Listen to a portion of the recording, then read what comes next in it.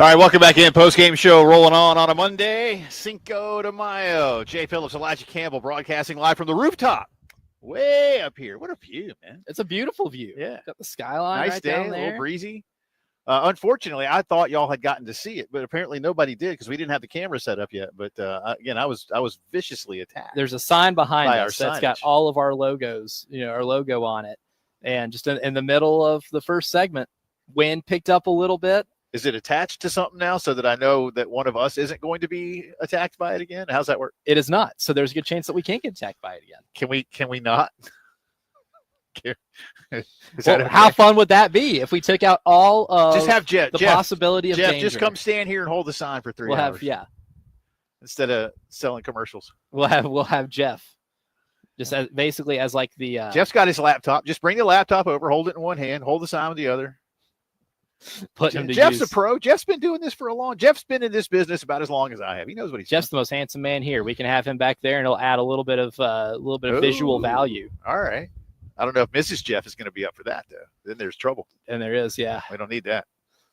I did just pay your husband a compliment. As many distractions as possible will be good for everybody involved at having to talk about Carolina baseball. Yeah, whatever can keep us off of topic. Usually we try to stay on topic, but I think today we're making efforts to go off Jeff, topic, how are which the is why Cardinals we're doing? not going to hold Are the sign Cardinals better than the Gamecocks? A little bit. Yeah, thumbs up, Jeff says. He said not much. Well, I hear you. They split with the Reds earlier this week. Now listen, you sort of try to chuckle your way through some of the pain here. So we're not trying to be complete smart Alex, I promise you. But the Gamecocks, again, just losing badly to Florida over the weekend. And again, on a weekend where you honored 1975, 2010, 2011. The Gamecocks have played 24 conference games. In 10 of them, their opponent has scored at least 10 runs. I think 3 of them, 15 or more. In 4 of those games, you have been run ruled. Your average conference score, this isn't your average conference loss, mind you. Mm-hmm. This is your average. So in 24 games, it's 9-5 Gamecock opponent. So on average, you're getting Dolly Partoned every day. What a way to make it. Your OPS in conference play, that's on base percentage plus slugging percentage, is 741. Your opponent's OPS in conference play is 955, 214 points higher in conference games. Oh, that is bad. It's not good. You in college baseball, you want your OPS to be above 900. Yeah. You just that's good. I mean, if it's over 1,000, great. And a couple of teams do have that. But your average opponent 955, you 741. South Carolina pitching has issued 112 walks. Again, conference games only. 112 walks. Your opponents have issued 70. And one other free pass statistic, hit by pitch, South Carolina has hit 32 batters. Their opponents have hit 22 batters. So you have allowed 52 more free passes in 24 games than your opponents have. And that walk total is good for 15th in the SEC. I'm sure we can all take a guess together who 16th is. And again, it's like we could sit here and go, well, you're not last. You basically, you need to think of yourself as being last. Yeah. Missouri doesn't count. Missouri is just like on another planet level bad. Like if we put this in like today's MLB terms with the 2025 MLB season for those who love to keep up with Major League Baseball, Missouri, they're the Colorado Rockies. They're not winning. They're not necessarily trying their hardest to win. But right now you're like the Chicago White Sox in terms of the rest of the SEC. Yeah. You're also not winning a lot. Yeah. But maybe the big difference between the White Sox and Carolina is that you actually have an expectation of winning. Even if there wasn't an expectation to legitimately compete for the SEC, I don't think anybody had that in mind when the season started. There's a reason you were picked 15th in the SEC is because the other coaches around the league didn't love your roster and your team's makeup. But at the same time, you shouldn't be as bad as you are. And right now, if the Missouri Tigers are the Colorado Rockies, you are the Chicago White Sox, because there is still a big gap between 15th place in the SEC right now and 14th. What you said, double? Yeah, Mississippi State Double. Mississippi State is the team ahead of you, and they have 10 conference wins. So they're 5 games ahead of you in the conference standings, and they beat you head-to-head 2-1. You all have but locked up 15th in the SEC. Oh, yeah. And we have 2 series left. Yeah, because, again, State basically has a 6-game lead when it comes to head-to-head. So you have 6 to play. Yeah, so you're I don't think you're sweeping top 10 Auburn this I weekend. don't know, not in their building, and you're not going to sweep LSU when they come here. LSU's good. LSU's really good. LSU is LSU. So, and I want to hear from you guys too. 803-404-6100. We'll hit the text line here shortly. Firehouse Subs text line, 803-404-6100. Or you can hit us on Twitter at 1075 The Game. I don't know at this point if it's even worth doing too much more of the small picture. In other words, where this team is now and what you can expect. Paul Maneri in postgame yesterday saying, hey, we just have to go out there and try to win the next one. And that's all you can do. And he's not wrong, of course. But now it has come to a point, and we'll ask him this when he joins us here in inside of 2 hours. 5:15 is when Coach is scheduled to be with us. What? Well, I don't know. Maybe a coach can't answer the same questions that we can discuss when it comes to looking at the future. But that's what you've got to start thinking about, Elijah, is how now does this program begin? I guess the way to ask it is, how does it begin to reposition itself? And where to start. Yeah, and I don't have an answer to that right now, because I think there's a lot of answers. I mean, there's a bunch of you screaming at your radio right now, start over. Yeah, that's one way. Yeah, I mean, I think you put it really well when we were kind of having our pre-show meeting earlier today. It's kind of like, you ever thrown a party at your house and it got wild. And a lot of people came and a lot of people had a lot of fun, but you wake up the next morning and the house is a mess. Yeah. It's trashed. Things are broken. There's stuff everywhere. There's spilled beverages. There may be some bodily fluids of, there are, blood. If someone had an accident in the kitchen. Where's this blood stain? Someone had a little too much. Someone had a little too much to drink, and that doesn't look like blood right there. No one cleaned up after themselves. Yeah. There's a lot that you have to clean up. And when you wake up the next morning, your head hurts a little bit. You survey the damage and you're like, all right, I know I got to clean this up. And there's a lot to clean up, but I don't know where the hell to start. I think that's kind of where this program's at right now. It's a hungover program, and they're looking around the house. The party is over. Everyone has left, and you are standing there by yourself having to clean up a large house with a lot of spillage and a lot of broken stuff. So you got to spend money to repair it, and you've got to go ahead and find the first thing you could do to go ahead and give you that first thing checked off the list. But there's so much to address that you don't even really know where to start. And the statistics tell you just how bad it is, and we'll illustrate them again with some of the ones you had. But yeah, I mean, look, is a clean slate one way to do it? Yes. But I'm just going to tell y'all, I don't know how likely that is or how realistic that is. I think we had John Whittle tell us last week that between the head coach and his staff, you could potentially be on the hook for around 7 to 8 million in buyouts. So their starting point, sort of, honestly, Elijah, you're gonna get mad at me for doing this, but I'm gonna do it. That's almost like week 0. Oh, you know what I mean? Yeah, that's like week 0. That's never a good comparison. I know, because week 0 doesn't make sense. I know, and I hate week 0 too. But it violates the English language. But if you were to do that, like, that's almost what that would feel like, like you just in order to kind of get to a new starting line, that's what it's going to cost you. And can you do that? I mean, can you? Yeah. Should you? Is it feasible financially? We'll get into those things. Y'all hit us up with what you think, what you're looking at, what you're not seeing. because again, I think it's really big picture now, not after 24 games, it's not what's wrong. That's no longer really the topic for Carolina baseball. 803-404-6100. We're live at Savage Craft on Cinco de Mayo. Come see us. They open up at 4:30, so give it a little time, but then come by and have a beer or two or five. 5 for Cinco de Mayo. See what you did Cinco. there. It's the postgame show.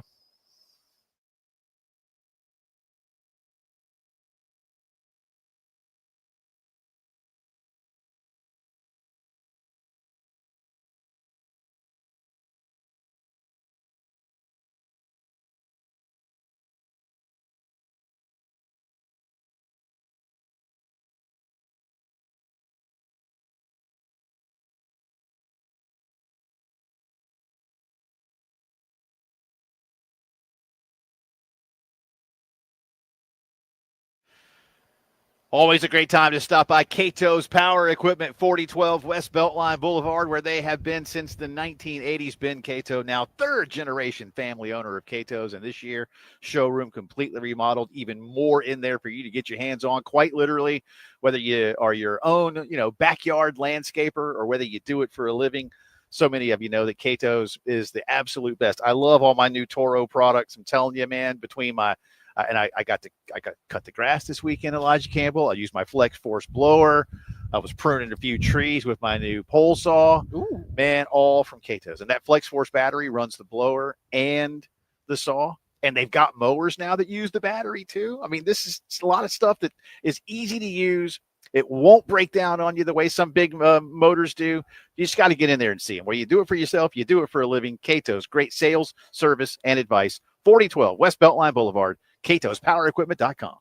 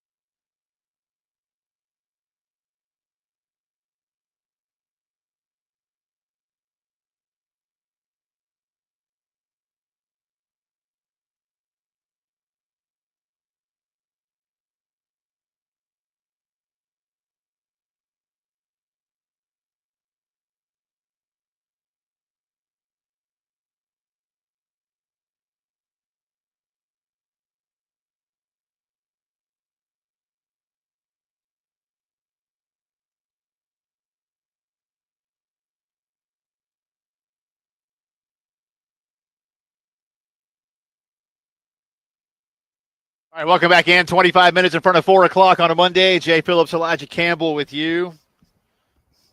We're discussing Carolina baseball. We're live at Savage Craft. They open up in less than 1 hour's time. You can learn how to salsa dance.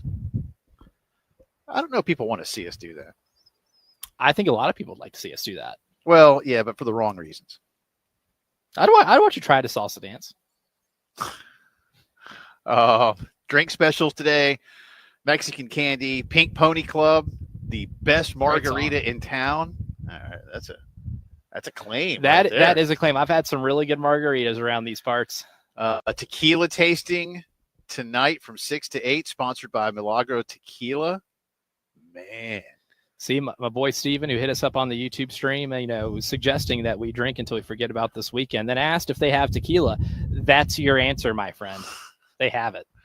They have it. Mexican-inspired menu. So they got all kinds of great Mexican food. The Caribe Latin Sound takes the stage at 6 down in the beer garden. And again, 4:30 to 6, the Savage Salsa group with DJ Mario teaching Latin dances downstairs. Is it Mario the plumber, the Italian plumber? I don't think so. It's DJ Mario. I mean, DJ could Mario. be. Hey, I don't know. Mario Chalmers? I don't think it's Mario Chalmers either. Former Atlanta Hawk Mario West? I don't think so. Cristobal? Could be Mario Cristobal. Well, if he manages his time like Mario Cristobal manages his time in football games, he'll be here about an hour after it starts. Sure. So I hope it's not Cristobal. We'll figure it out. But no, they got a lot of fun stuff today. So whatever you might want, beers, tequilas, margaritas, which has tequila in it. Come on out. And yeah. It has tequila in it. Confirmed. That's right. Confirmed. It might be the easy way to move past it. No, look, I think again we're laughing through the pain. Don't anybody think we're being disrespectful, but it's gotten to a point now where it's fair to ask, how did this happen? And there's a lot. I had somebody hit me earlier on Twitter. Let me get back to it because I thought it was a funny comment. Well, we had a couple of people hit us yesterday too, and all I could do last night was just send back like memes and GIFs. So sometimes, yeah, I try to put my thoughts into words, and sometimes it just doesn't work. Well, my Twitter's not loading right now, but I'll come back to it in a second. But basically, the guy, just really disappointed in the season, obviously. And I said, I share your frustration. But it's, I think it was basically Paul needs to answer some really hard questions. And he does. I mean, it's his program now, but he didn't start this. I mean, I think Paul has responsibility. I think Mark Kingston has responsibility. I think Ray Tanner has responsibility. And I think these players have responsibility. Paul yesterday questioning the players even and saying, if a player can look himself in the mirror, and I'm paraphrasing, if a player can look himself in the mirror and tell himself, I suppose, like in an ethical way, I'm playing the best I can, then so be it. This is where you are. But if you're not, what more can you do? And when I see a team get beat, 22-3, Elijah Campbell, it makes it difficult, genuinely, to believe that they're at their best. Because as John Whittle has told you and me several times in his interviews with us so far this season, and I know a couple people scoffed about it, but I so trust in John's knowledge of this program and these players. He said the players are better than what they look like. And he's questioned some of the coaching decisions. He's questioned some of the tactics. He's questioned the development to some degree. And I think that's all fair. You've seen some things you're like, why would you do that? Or what exactly is going on here? You've also had a couple of things that do happen in this game, like some very untimely errors at the worst possible moments, but not so many as to be, 5-19. And again, an average score every time you play of you losing by 4. Again, that's not the average loss, 9-5. That's the average game South Carolina plays, 9-5. And remember this too. I talked about the double-digit runs. to be fair, South Carolina in 2 games has scored double-digit runs. In their second conference game, they scored 11 runs and beat Oklahoma. The only other time they did it, they lost. Because remember, that was the blowing comeback. 10-run lead. You had a 10-run lead in College Station in the 7th inning, and you lost 15-12. So, as again, the day before that game, you lost 17-0, and somehow a 3-run loss the next day was even worse because it included you having a 10-run lead. It also included you having a 5-run lead in the 9th inning, and you still lost. Not even taking advantage of the games which you scored double-digit runs completely. So, you should be 2-0 in those games. Yeah. So, and again, does that make a big difference? No, you're 6-18. If you win that game, you're 6-18 if all other things are equal. But, and look, how many people? The ballpark holds 9,000 people. I would be hard pressed to believe they had 9,000 combined people this weekend. No. Yesterday, about halfway through, I saw a picture of the stands, and I was like, "Oh my goodness!" But that may be the most important thing for Jeremiah Donati to look at, and the most telling situation, because what do we say? Apathy is sports cancer. Yep. Apathy is what solidifies your decline. Is when people don't care enough about it because they are so discouraged and checked out. That is what solidifies like you devolving into irrelevance. Yeah. Let's get on the phone lines. Barry loves the sport of baseball. He wants to weigh in. Barry, happy Monday. How are you? All right. Actually, today would have been my father's 105th birthday. I lost him in 1980, but he was born on May the 5th. All right, Jay, you stole my thunder. You hit on the key thing. When was the last time you saw, like you said, that many empty seats in that building for the last 6 games? Have you ever seen that since Founders has been open? The occasional, but certainly, Barry. Let's put it this way. I was joking with a buddy of mine this morning, and I'm being figurative here, not literal. But you used to have like street brawls, street fights to get tickets to Carolina, Florida. Now you just walk up. Well, here's my point. You have 6,500 season ticket holders. So basically, what you're getting is 6,500 no-show season ticket holders. And that's what the athletic director's got to look at. That's not Carolina baseball, bro. That's not Carolina baseball. And I just want to touch on a couple other things because I could go on and on. All right. This last game or yesterday's 2 games, a couple things I noticed, okay? First of all, there's frustration. There's frustration on the pitcher.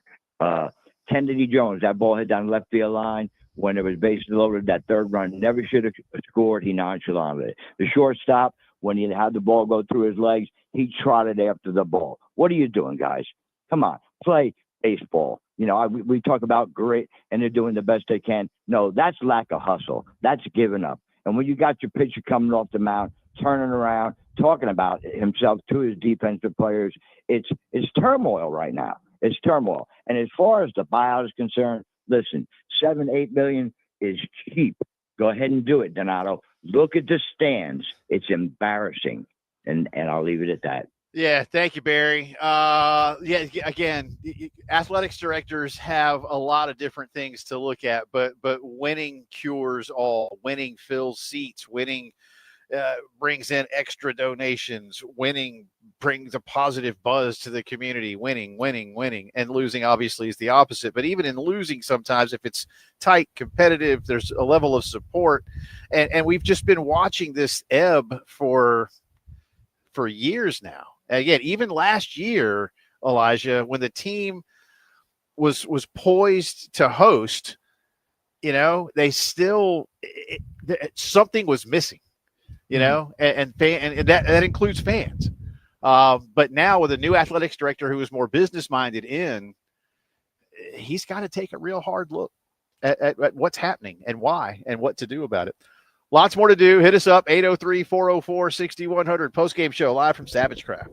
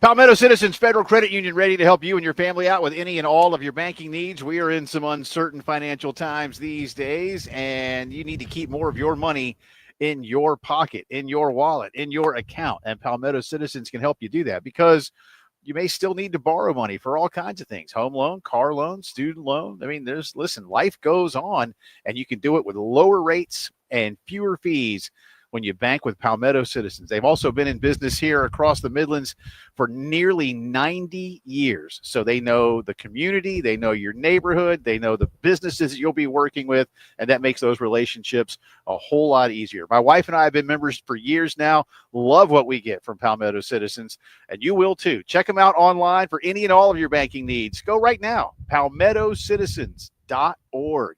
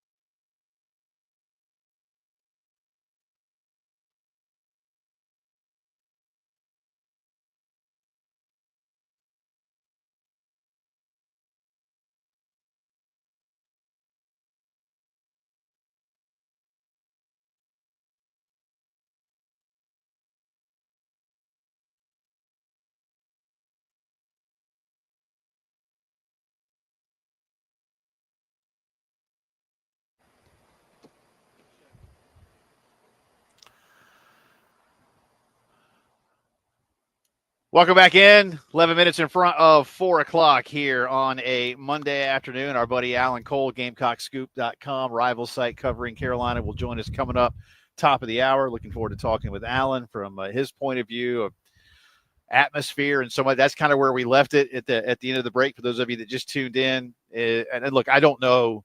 The announced attendance is going to be a number this weekend that was significantly higher than actual turnstile numbers. I can't possibly, as Barry said, a lot of places, and I don't know if Carolina said that the attendance was 6,000 or whatever.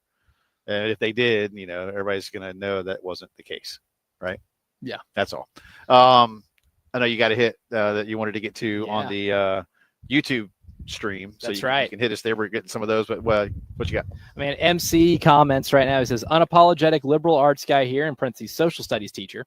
So I won't pretend to know finances, but with the $7 million concern, is there not a way to finance that over many, many years? Yes, that drags the problem out, but it makes it doable, right? I'm a close follower of the program and feel major action is needed. If Paul was 57, I'd feel differently. Good question. Yeah, there's always different ways to work it. Can you negotiate with your particular coach in this case and say, hey, we'll pay you everything we owe you, but we'll do it over the next 5 years. So I don't know. I'm being hypothetical here because in his contract, look, some coaches have, like, if you fire me without cause, then you pay half now and half within a year or things like that. So I don't know what his specific terms are.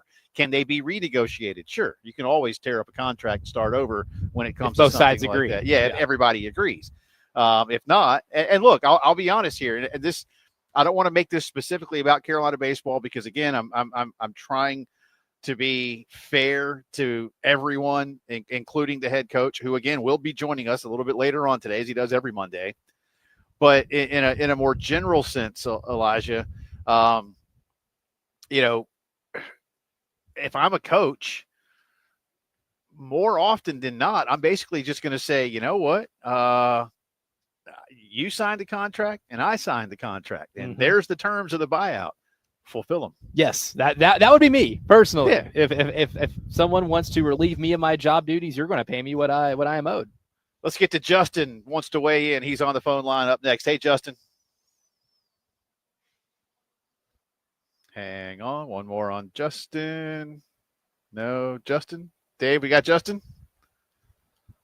All right. We'll get back to Justin in just a little bit then. I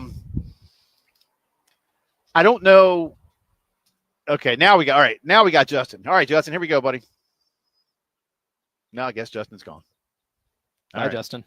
All right, Justin. Have a good day. It was real. Call us back if you need to. Oh, yeah. We're open. 803-446-2100. If I'm a coach, I've signed my contract, and you signed my contract. Now, Jeremiah Donati didn't sign that contract and may want to say, hey, can I work with you? Again, I don't know that firing Paul Maneri is going to be the answer anyway. Paul Maneri knows a lot about baseball. Paul Maneri is a really good baseball coach. Mm-hmm. Paul Maneri's taking multiple schools to the College World Series and taking them on many a trip.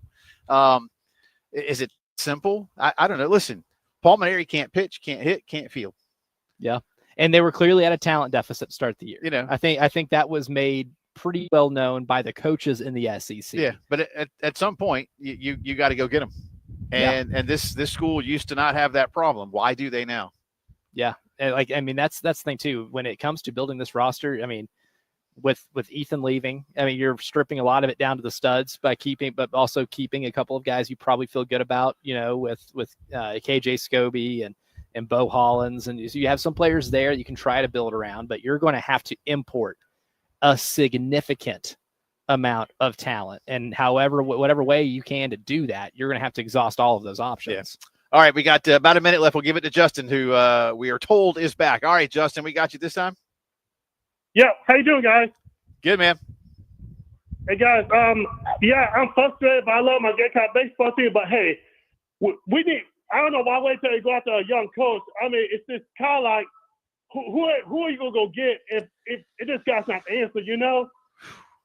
Yeah, that's a fair question. A very good question, and I think to the previous guy on the text line there, if Coach Maneri was younger, does that make people feel differently? Perhaps. Look, here's the hard part and the good part all at once. This program should still be attractive to a majority of good baseball coaches. That's the good news, because it is South Carolina baseball. It is Southeastern Conference. It is a school that puts resources into the sport and has a passionate fan base. The bad news, though, is that one of the reasons South Carolina baseball is where it is, Elijah Campbell, is because so many other programs have done just that. They were looking at a school like South Carolina. They were looking at what LSU was doing back in the day. Arkansas, Vandy, Florida, now Kentucky, Tennessee, Georgia, Auburn, the Mississippis, looking at it and going, well, heck, we can do that. NC State, Clemson, North Carolina, Georgia Tech, all in your area. They're all Wake Forest. Duke. Wake Forest. Yeah, definitely. UVA Duke has won a national title under Coach O'Connor. It's just, you can't just go snap your fingers. We're Carolina baseball. Come do it here. Not that easy. Alan Cole coming up.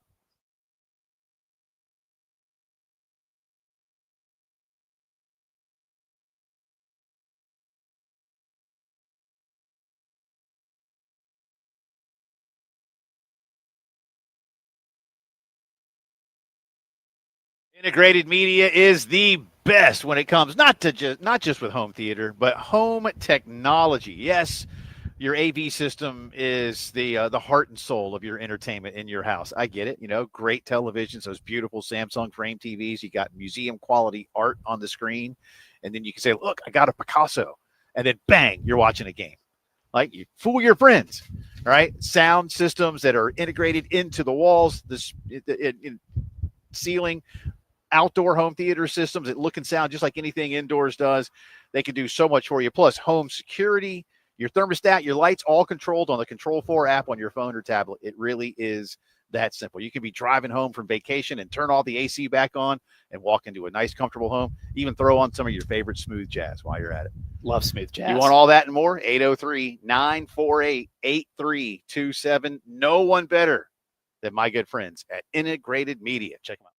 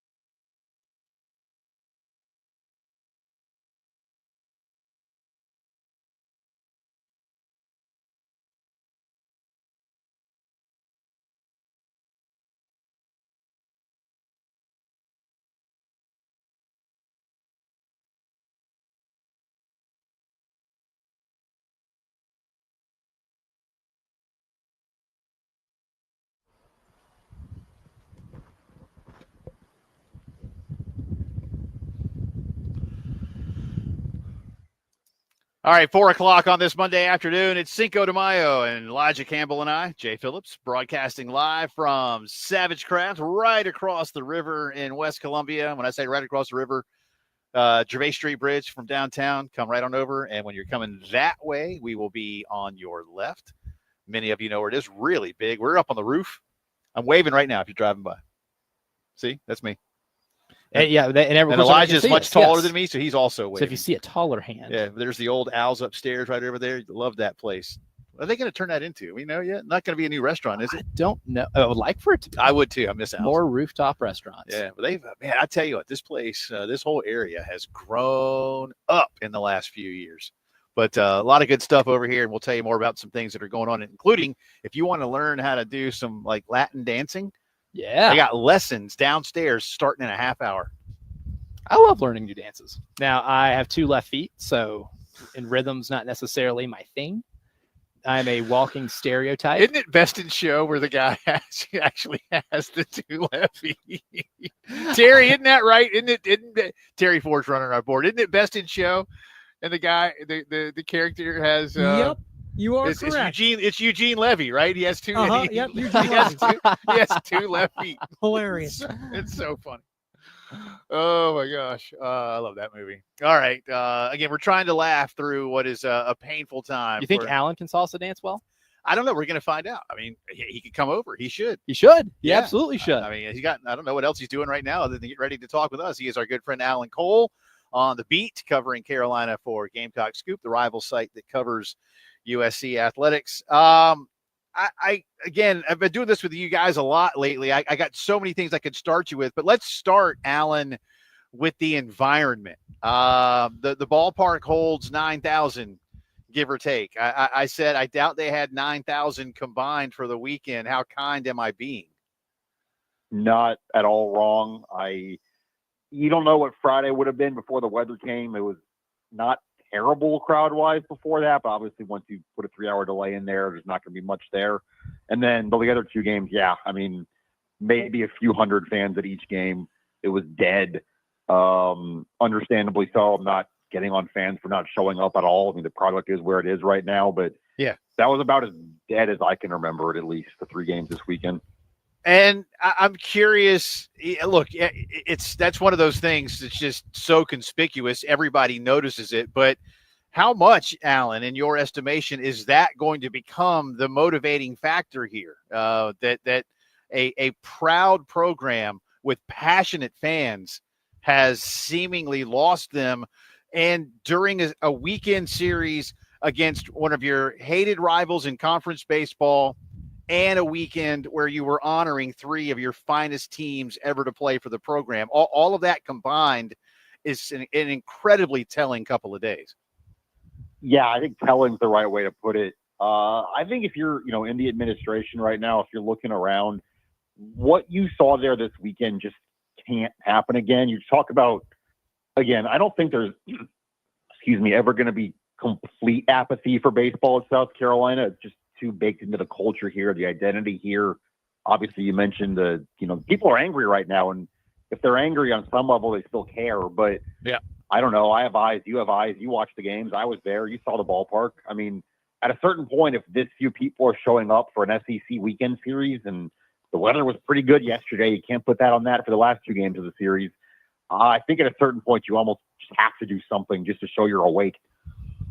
Yeah. And then that's kind of what leads me to my question with you, Alan. I mean, clearly there's going to have to be a roster overhaul, but in terms of trying to get something turned around to where you can show signs of life and not be solely occupying, 15th place island, how dramatic does this offseason need to be outside of just some of the obvious roster stuff? I think everything should be on the table right now, to be honest with you. That is roster, like you say. That is the way you go about recruiting. That's your facilities. That's obviously coaching, both at the assistant and head level. That is Founders Park itself. What do you do to get people to come back there? I'm sure you guys too. I watch SEC baseball games every weekend at LSU or the Mississippi schools, or even a place like Georgia, which is traditionally football or nothing. And the environments are way better there and way smaller ballparks. So I think when it's this bad, when you're staring down the barrel of a 5-25 season in the league, I think everything should be on the table from everyone involved.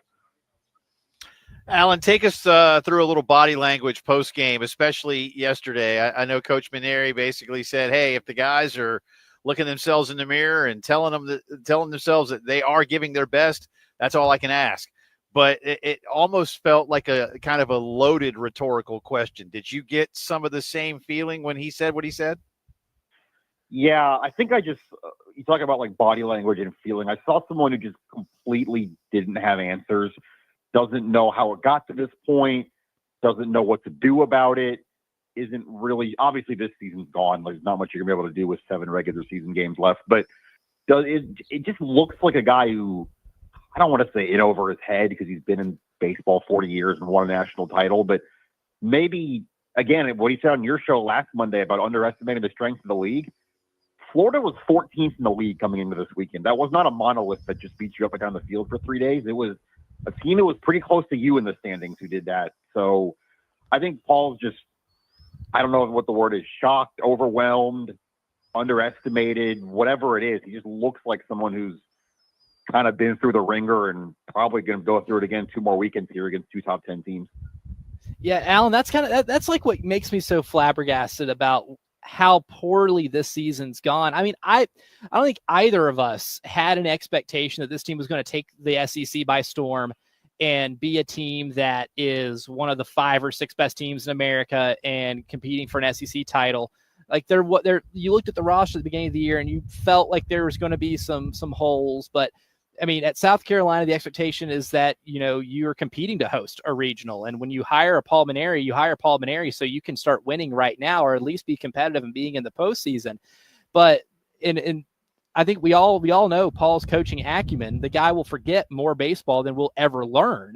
But at the same time, there's a disconnect here between what Paul is doing as a coach and what's actually happening on the field. And I think you can just tell in his voice when he speaks. But what do you think one of those biggest disconnects maybe is with this team right now? Honestly, I think the biggest thing is what he said to you guys last week. And you can tell, like, this roster, again, he's had some bad luck, don't get me wrong. Like, Jersey-Beck going down, Naraki, Lee Croy, your catching situation in general, he was kind of dealt a bad hand. But I think he thought he was much closer than he was to a roster that could compete in the SEC. You just look at what they actually do have. I mean, you're starting 3 true freshmen right now out of your 9 players every day. That alone kind of tells you you're not quite where you need to be. And in the pitching, I mean, it's a disaster. There's no way to put it. I mean, your ERA is almost 9 right now in conference games. I think college baseball's changed a lot in the last few years. And I think the biggest thing is it is a home run sport now. You do need to hit 140, 150 homers as a team to win national championships now. I think you've seen that with Tennessee the last few years. Even LSU in the Paul Skeens year was a loaded offense that could hit the ball out of the ballpark regularly. And South Carolina is just not even close to that right now.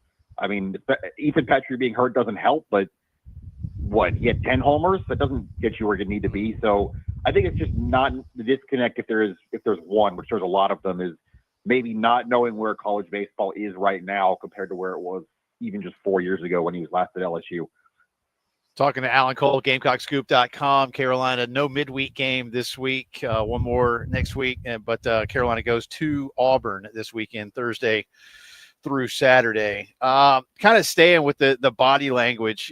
Again, we had a caller a little bit ago, Alan, talking about kind of lollygagging here and there, and brought me back to Bull Durham. You lollygag to first. You lollygag the throw. So when you lose 22-3.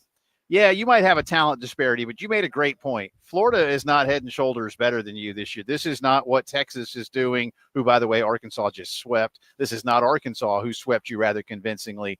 You felt like you'd be more competitive. 22-3, that's just sort of like throwing your hands up. That's what it would seem like. What did you sense? Yeah, I honestly, I'm never going to use the Q word with college kids. I'm not out there. I don't know what they're going through. I'm not going to do that. There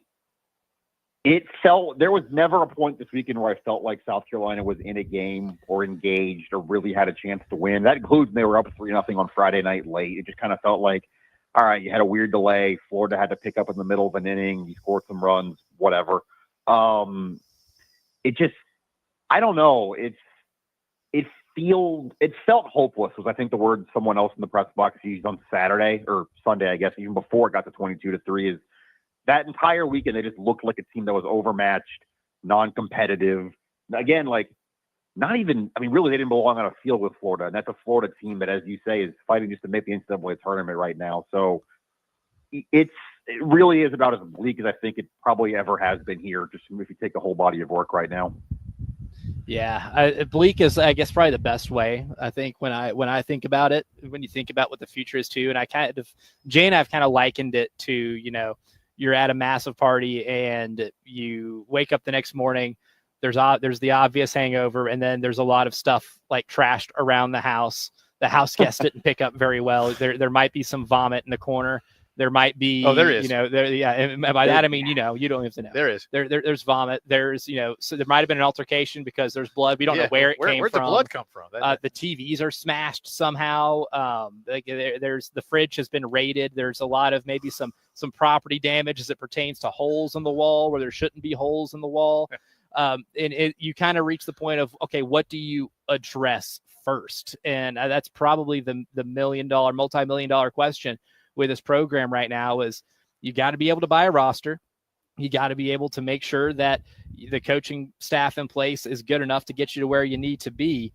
I'm personally at a loss right now, Alan, as to where you begin. Yeah, I would agree with that. To me, like if you have to start somewhere and just trying to, again, clean up this disaster of a party, I think it has to start at head coach. And I understand what I'm saying there. I understand the buyout right now is over $5 million, not counting your two lead assistants who are also at $2 million combined if they don't get other work. I understand the words I'm saying, and I know I don't want to say infeasible, but very difficult for the administration to do anything, just given where the money is and revenue sharing coming. But also, you look around yesterday, and there's 200 people in the ballpark on a Sunday afternoon against Florida, and you're down 19 runs.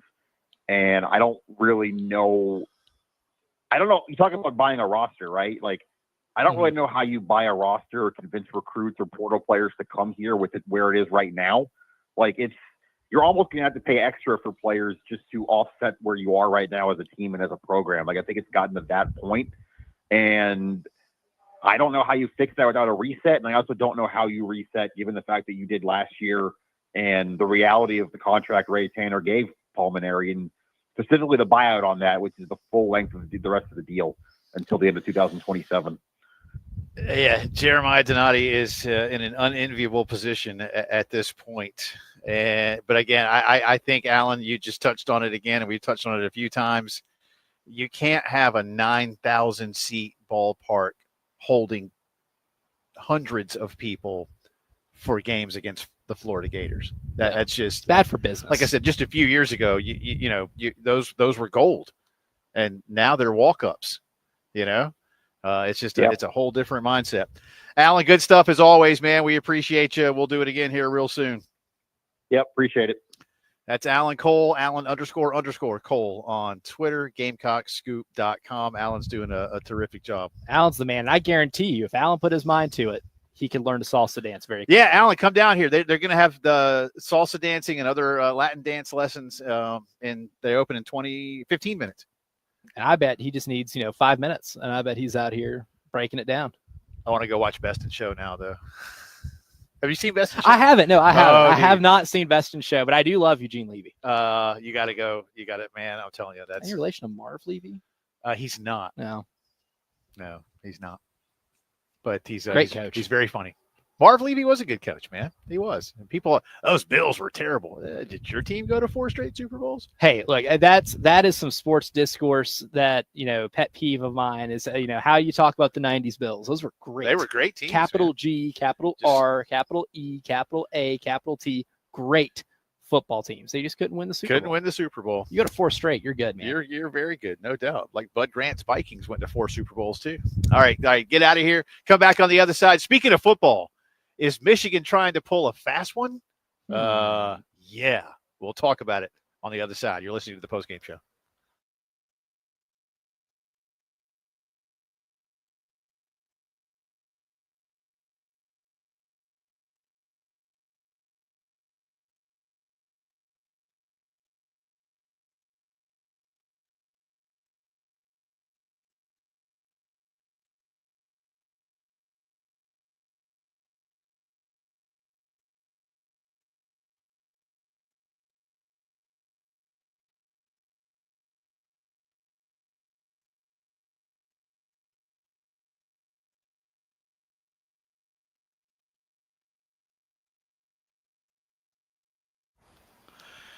Guys, you're not feeling like yourself as you get a little bit older, whether it's between the ears, whether it's your love life, whether it's your workout regimen, whatever it is, don't wait for it to go away because it's really not gonna. All right. That's life.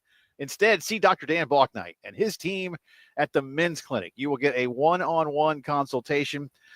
Dan will get to know you. You talk about what your life is like. You know, what isn't happening, what you want to happen, what did it used to be like. There's no such thing as a one-size-fits-all treatment at the Men's Clinic. And again, don't be embarrassed to discuss these things. You are not alone. That's another thing that I think guys just say, I don't want to talk about that, not with somebody else. Get to feeling better after you see the crew at the Men's Clinic. Experts in healthcare for men dedicated to making you feel like yourself again. Call them up. Set up a consultation. 803-875-MENS. Learn more online. TheMen'sClinicSC.com.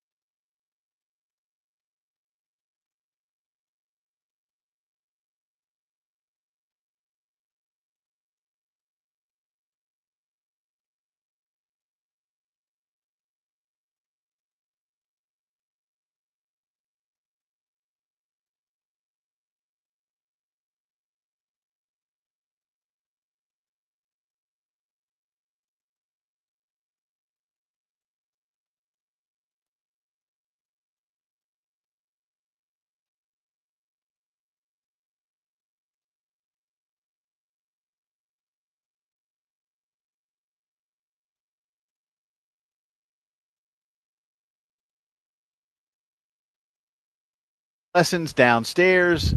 They got some great Latin music later on. They've got tequila tastings. They've got what they are claiming to be the best margaritas in the city. I'll be the judge of that, partner. Yeah, Elijah Campbell. I'll be the judge of that one, my friend. Arm wrestle you on that. They've got some terrific food, all in honor of Cinco de Mayo, when the Mexicans beat Napoleon III.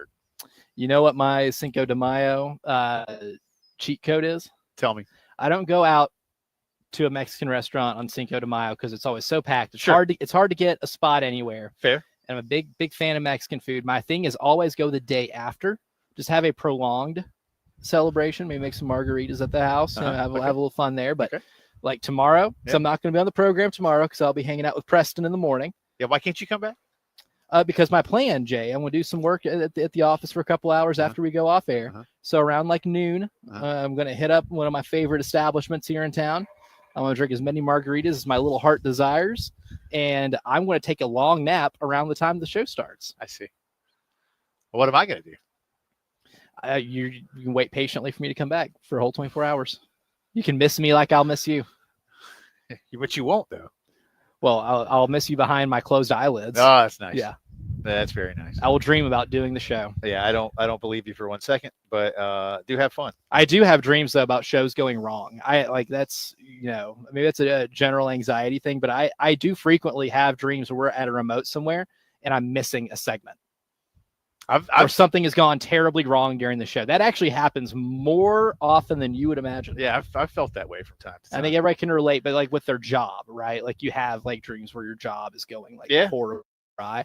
I have that like with radio. This is your job. Point. This is my job. Yeah, so there you go. I have those frequently. Speaking of jobs and things going horribly awry, a lot of that happened to Michigan. Although they still won the National College Football Championship a couple of years ago. So did it go that awry? Wild Stallions didn't bring them all the way down. Connor Wild Stallions, but Michigan today announced some I guess self-imposed penalties for head coach Sharon Moore as part of what's happening because of the Connor Stallions advanced scouting scandal, according to Dan Wetzel. I love that. That's what it was. Yeah, that's what it was. That's what it was. That's what it was. It was not a sign stealing scandal because sign stealing technically is not illegal. Correct. Now, Michigan starts the season with New Mexico in Ann Arbor.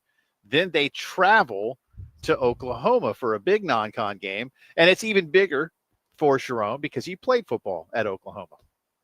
Now, so you say, oh man, that's rough. So he's going to miss those first two games. Ha.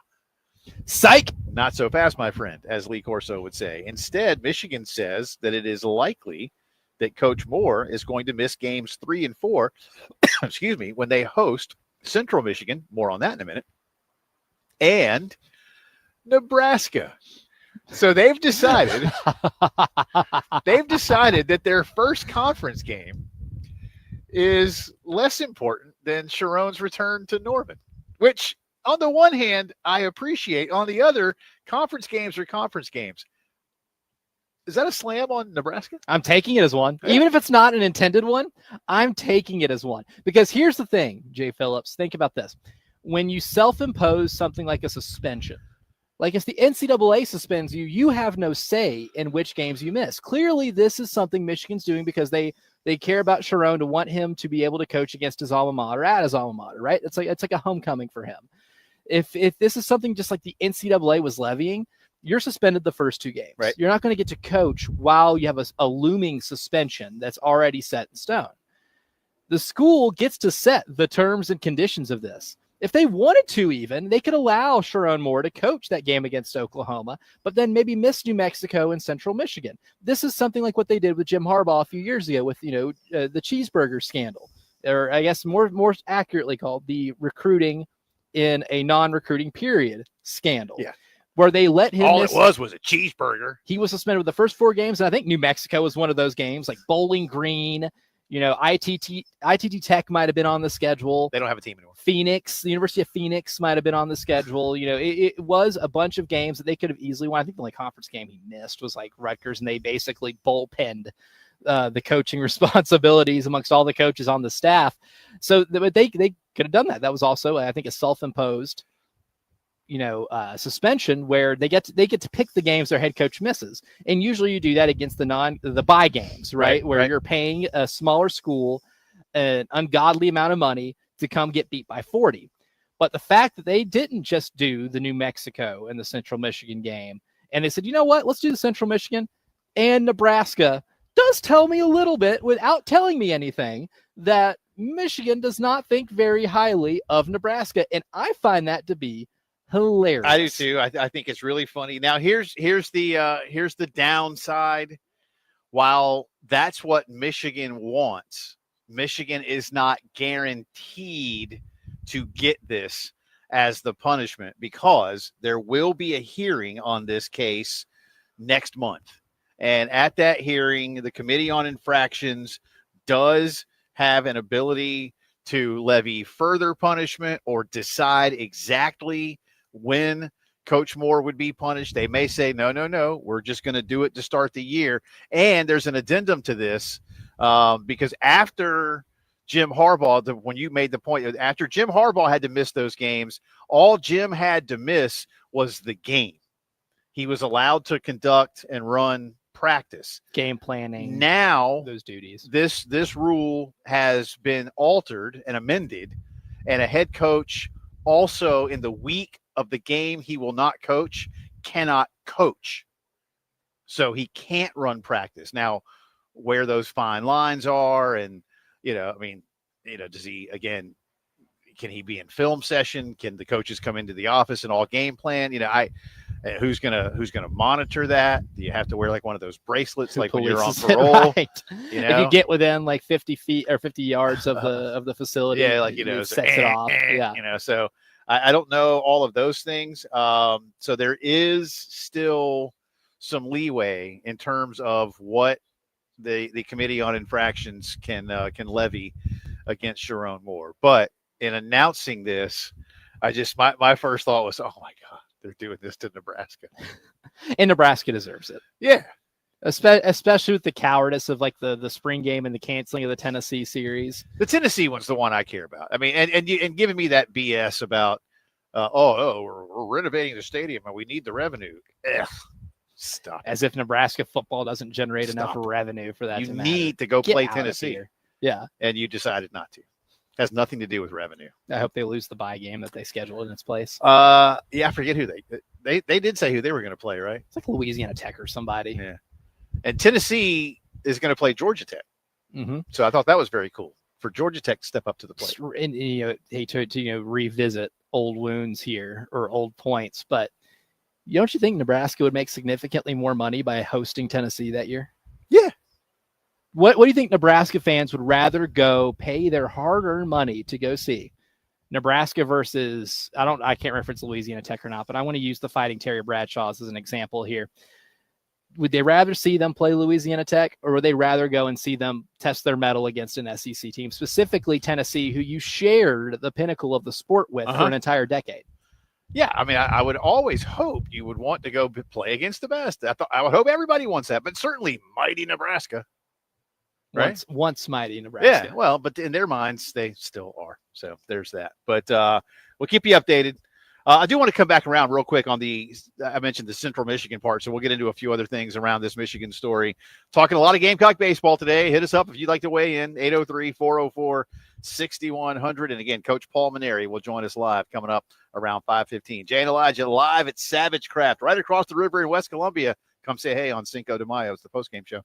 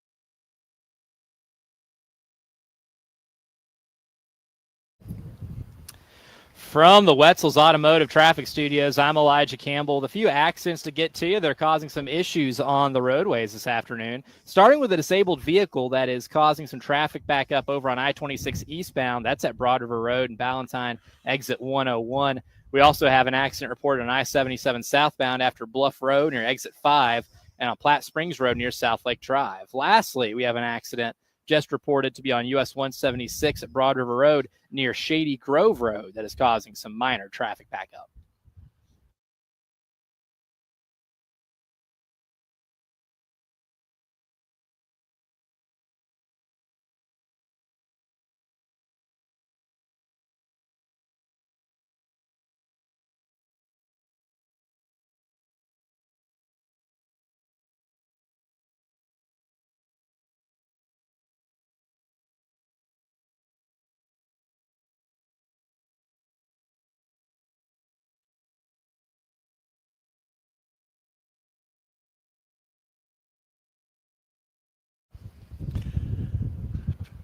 Been talking a lot of Carolina baseball today. Another incredibly disappointing weekend as Carolina is swept for the fourth time in SEC play. Get back around to that in a minute. A lot of you hitting us on the text line. Elijah has some good ones pulled up. One other thing I wanted to mention real quick, though, and I say ask this somewhat in jest, but one of the games we were just talking about Sharon Moore, Michigan head football coach, UM announcing today that they would like Sharon to miss games 3 and 4 of the regular season.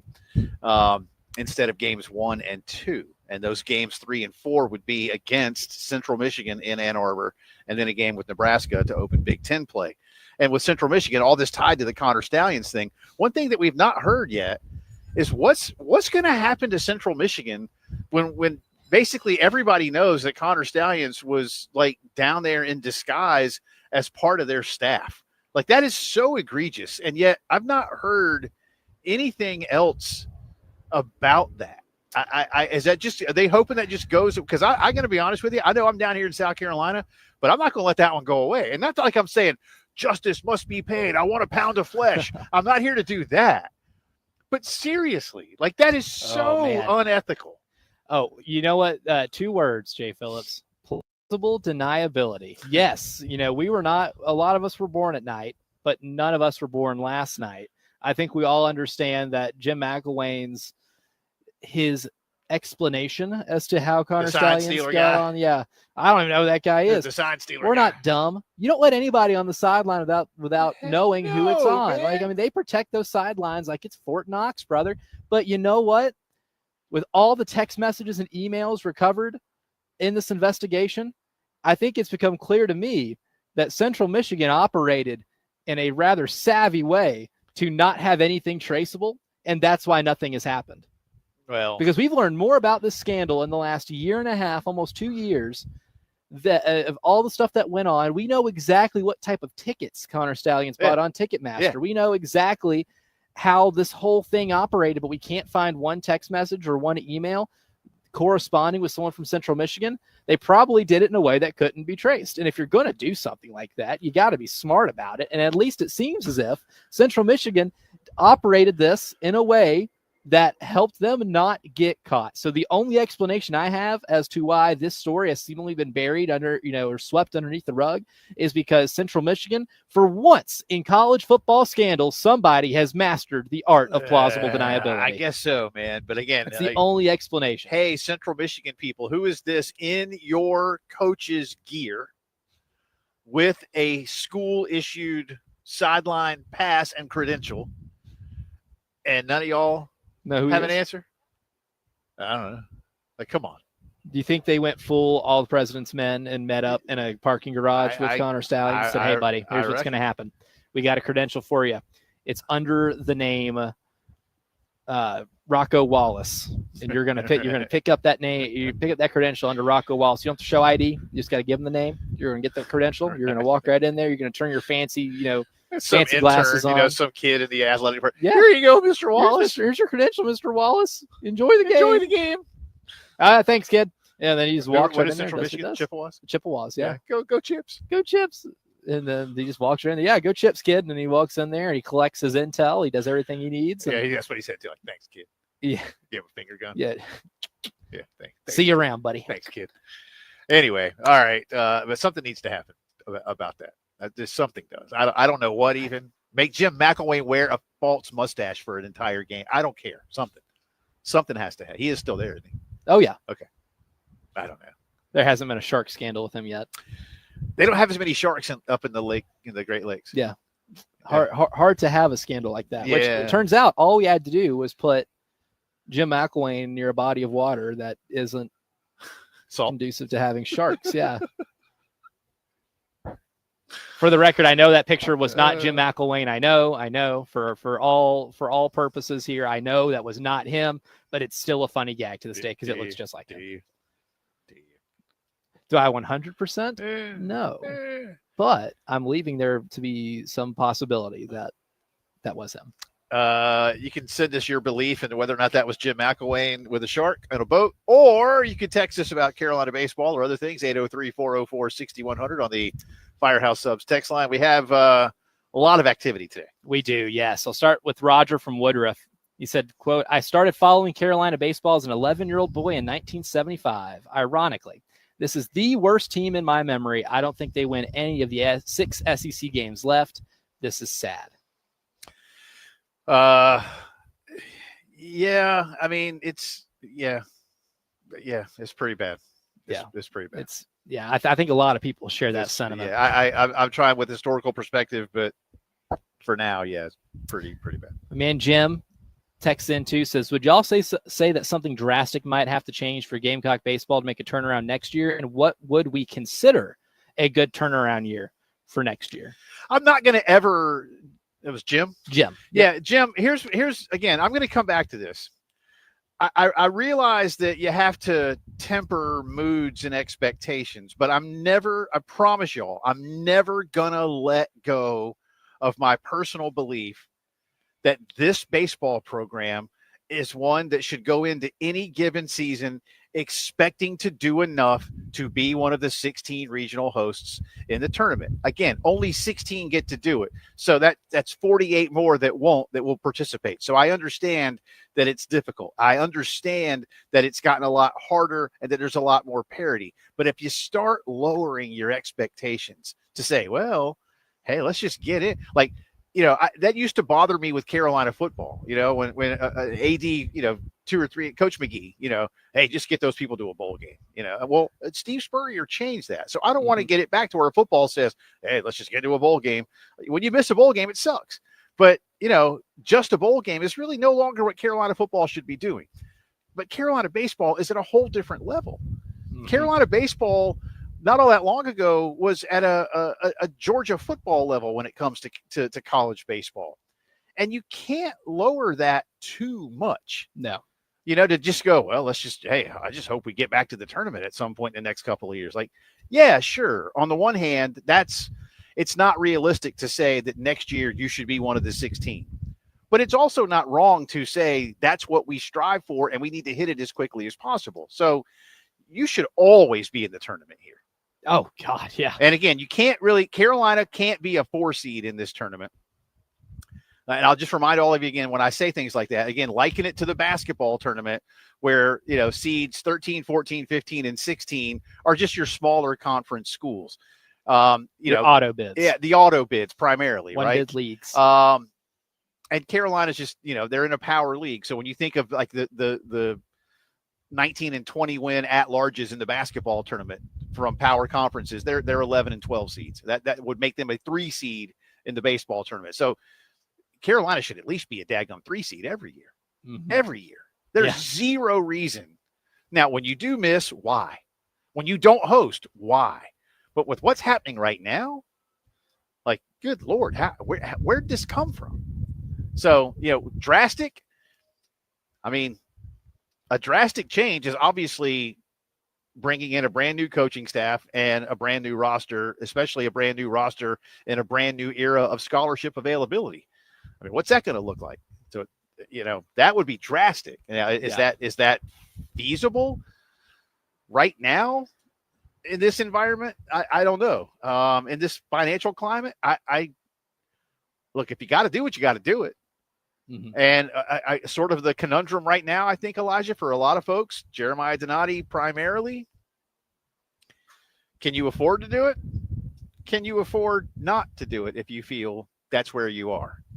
And that's, again, an unenviable situation for a new athletics director. I don't know that he was expecting to have to worry about this in year one. Right. And I think every athletic director, general manager, like the good ones, right, don't want to fire a coach after 1 year. And I'm one of those that's, normally morally opposed to doing so, because I think the more instability you create throughout a 5-year stretch, the less likely you are to be able to build something year in, year out. I think some of the more drastic changes are going to have to come, especially when it comes to the roster. I mean, it's going to have to be a total roster overhaul. And I think that's as big a priority too, because when you look at the team this year, it does make you wonder, does a different coach this year make you any better? That's like, I don't know. Yeah. I don't know, Yeah. because you are clearly at a talent deficit, but it should never be a deficit to where you're getting beat by 19 in a game against Florida and the ballpark looked the way it did. Hit us up on the text line. We'll get to more of y'all's comments. 803-404-6100. We're live. Cinco de Mayo celebration is underway at Savage Craft in West Columbia, right across the Gervais Street Bridge. Come see us. Jay and Elijah at the Postgame Show.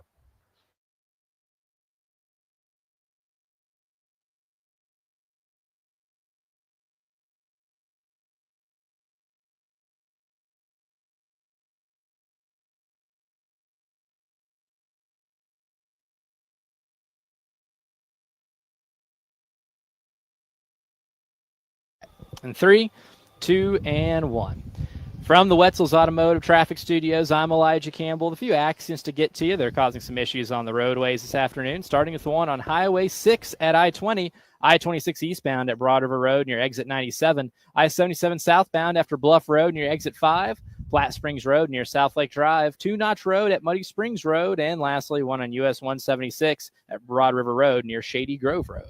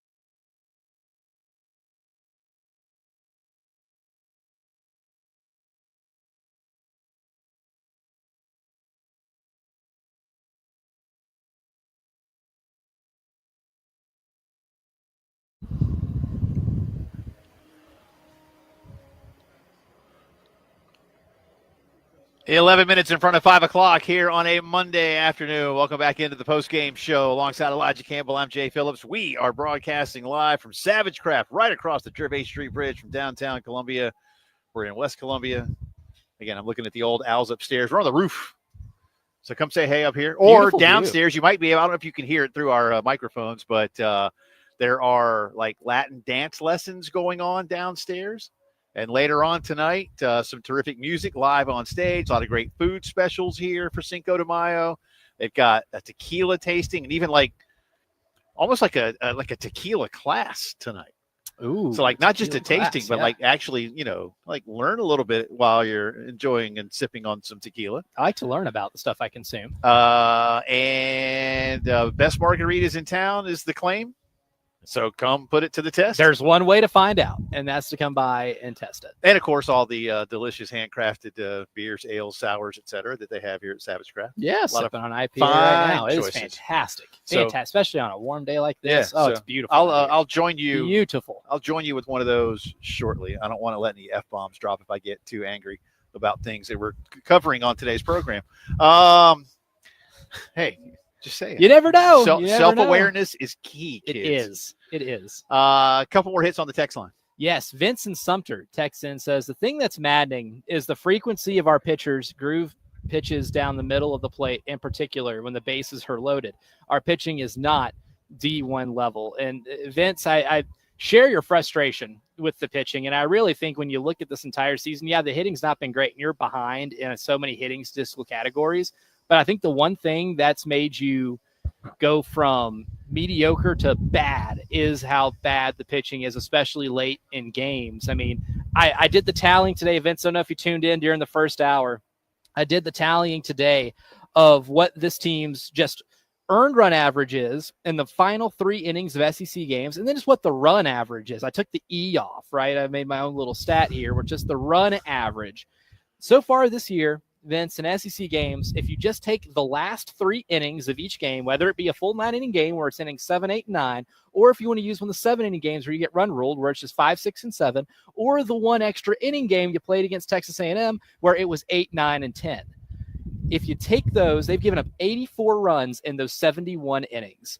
That's not earned runs. So if you just did like the run average, that's roughly 10.6 in those games. Now I went back and I looked at how many of those runs were earned to give you an actual ERA, the same way we judge most every pitcher in baseball at any level, at what the bullpen's ERA is in those last 3 innings of SEC games. That's sitting at 9.51.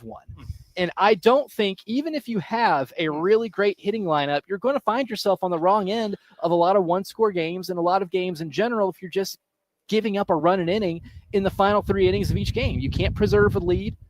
And you certainly, if your hitting is not good enough to build you a lead large enough to withstand giving up, or to be able to survive giving up 3 runs every last 3 innings of games, then you're not going to win anything. Yeah. And I think that's what this is at, where we're at right now. The hitting's not good enough to be able to survive that. The relief pitching isn't good enough to be able to hold you leads, and you're giving up too many runs at the end of them to where you see games, even if they're close, get out of hand. How many times this year have games gone out of hand? Not even in just SEC play. Go back to the Clemson series, where you had a couple games just get unwinnable and become unwinnable in the last couple innings, even though you've held it close for 7. That happened in the Clemson series. That happened in the North Carolina game. I mean, there's so many instances this year, whether it be an SEC play or not, where you get in the last 3 innings of games, and if you're competitive, being competitive is no longer good enough because you don't have the pitching and the fielding good enough to be able to hold those leads. So yeah, I think, Vince, when you do try to diagnose the issues with the team right now, where the program is, the pitching is just nowhere good enough at an SEC level to make yourself competitive. And that's why you're doing what our friend Alan said. You're looking down the barrel of a 5-25 SEC slate. Yeah. And just to further the point, again, conference play only, which is what Elijah was just doing. South Carolina pitching has issued 112 walks. Their opponents have issued 70. Hit by pitch number 32 for Carolina, 22 for the opponent. In other words, you've issued 52 more free passes in conference play than have your opponents. So it all compiles and adds, compounds rather on each other in terms of of just how bad the pitching has been. We got into a few other. Again, Carolina has played 24 games. So the average score of a Carolina baseball game, not a win or a loss, the average score of a Carolina baseball game, rounded up, is 9-5. You're getting Dolly Parton on average. Every day. You're losing by 4. Every time you go out, you lose by 4. That's not a way to make a living. No, it's not. And there are some other things that we delved into as well. One other question. I know you got a bunch of them on there, but what was one of them that you wanted to look at real quick? One of them is a nameless texter says, what do you think the situation says about Monty Lee's future? Because that's another question. Oh, boy, yeah. I don't know. I don't know. I mean, look, if you're paying him an awful lot too. Yes, yes, he is making well over $500,000 a year. I don't know. If something is going to happen in a grand scale, I would think that would not be good and that Monty will be paid. That's about the best I can tell you. If there's not anything like that, then I suppose everybody's back next year and you try to do it with better baseball players. And I really do think that's where we are now in terms of what we need to start talking about. And that's what Jeremiah Donati and, to a lesser extent when he goes and fills Dr. Amaritas in on what's going on. And this is, I've not seen the baseball program be in a state like this, in a while. And again, y'all, we've had years where Carolina didn't make the tournament, and that's bad enough, right? Yeah, that's bad enough. So we got headlines of the day coming up for you here in just a little bit, as well as Coach Maneri coming up in about 20 minutes. A lot going on at Savage Craft. Jay Phillips, Elijah Campbell here on a Monday afternoon. It's the postgame show.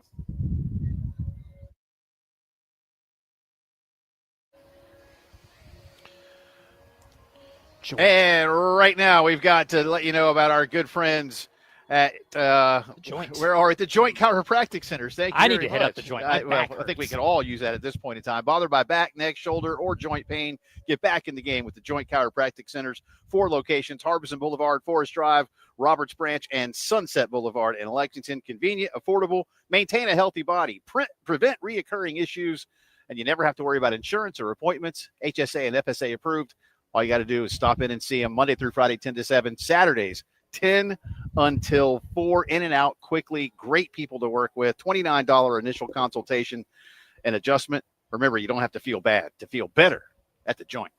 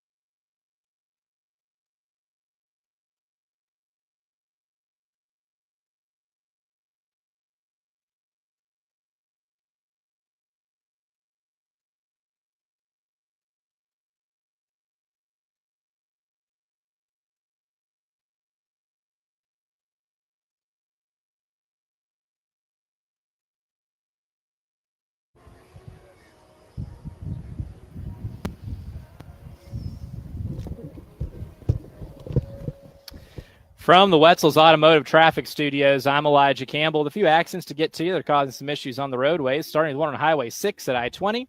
I-26 eastbound at Broad River Road near exit 97, 77 southbound after Bluff Road, exit 5, Platte Springs Road near South Lake Drive, 2 Notch Road at Buddy Springs Road, and lastly, one on US 176 at Broad River Road near Shady Grove Road.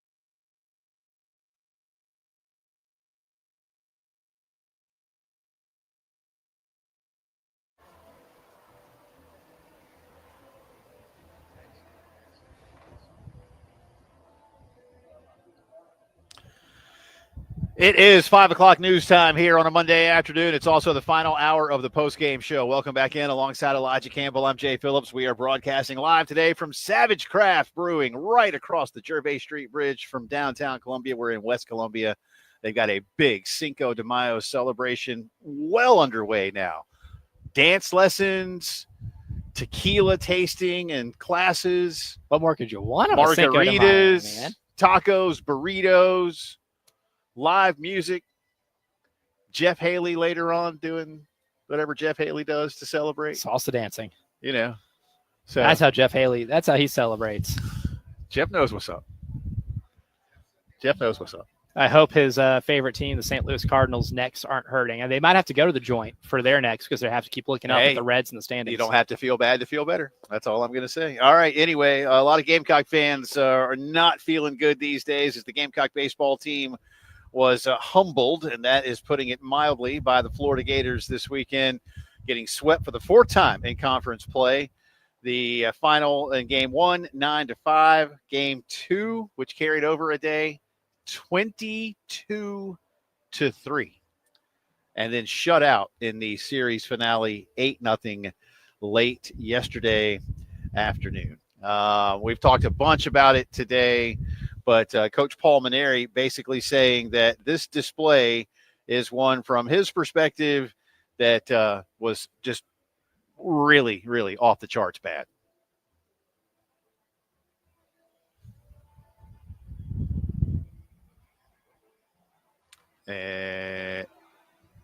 Oh, okay. Ed Bird says we don't have that right now, so my bad. We will. You know what? We'll have Paul live later anyway. So he'll probably tell us again. We'll get a first-hand account. That is Big J journalism. Yeah. All right. So no sound right there. My apologies. But we looked at some of the numbers for those of you just tuning in, maybe getting in the car after work. This is now 10 games in conference play where South Carolina has had at least 10 runs scored against them. 4 of those games were run rule games, meaning they lost by 10 or more. This is now a 19-run loss and a 17-run loss this season. The average score of a South Carolina conference game is opponent 9, Carolina 5. That's not in a loss. That's just in a game that is played. South Carolina is losing every game 9-5. Obviously, that's not actually what's happening because they've won 5 conference games. The conference OPS, that's on-base percentage plus slugging. South Carolina's is 741. Their opponent's 955. And in college baseball, you want your OPS above 900. South Carolina's is below 750. South Carolina pitching has issued 112 walks to their opponent's 70. That's just a few. I did cherry pick a few. You've gotten even more in terms of, I asked you, and you came through brilliantly, as I knew you would, with late game scoring against South Carolina pitching, and the numbers are harrowing, to say the least. I feel like that's been, if you look at what's plagued this team this season, I think your performance late in games, especially if you play well enough through the first 7 innings to be able to be competitive, that has been your biggest separator. And if you look at this team's ERA, and I'm even going to do, I did a run average, right? Not earned runs, but how many runs you've given up, prorated of 9 innings in just the last 3. So that was either, obviously 7, 8, 9 innings in a 9-inning game, or this also counts if you get run ruled in 7, This counts innings 5, 6, and 7. And for the one extra inning game they had against Texas A&M, this accounts for innings 8, 9, and 10. So in those last 3 innings of their SEC games, the earned run average is 9.51. Not good. Just the raw run average, 10.6.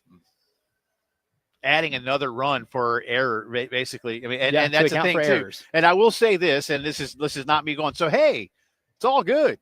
No. When I say what I'm going to say, but in conference games, South Carolina's fielding percentage is the exact same as their opponents, 978 at this point in conference play. But the untimely defensive lapses have really, as you've pointed out, been very costly. Hurt you in Kentucky. It single-handedly cost you the win here against Oklahoma in the first week in the SEC slate. And I know that would not have completely changed things around. You don't magically, you don't seal the deal against Oklahoma and then magically you're a different team for the rest of the year. Right. I understand that. But how much of a harbinger of things to come was it when you split the first 2 games against Oklahoma, you have Oklahoma beat in the final inning, and you cough it up in the field? Yeah.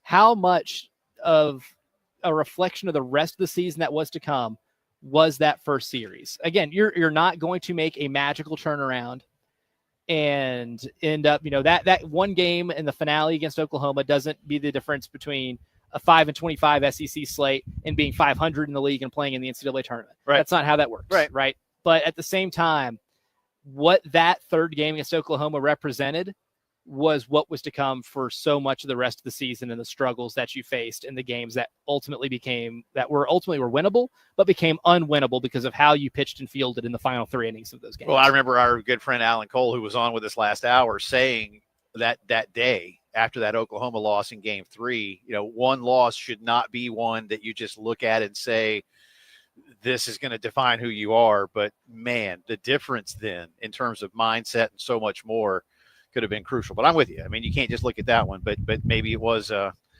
unfortunate harbinger of things to come. No midweek game tomorrow for Carolina. They will travel Wednesday for a Thursday through Saturday matchup with Butch Thompson's Auburn Tigers, who have found themselves in the top 10. And we'll have more on SEC baseball from last weekend coming up in the drive around the SEC. Auburn's pretty high in the RPI too.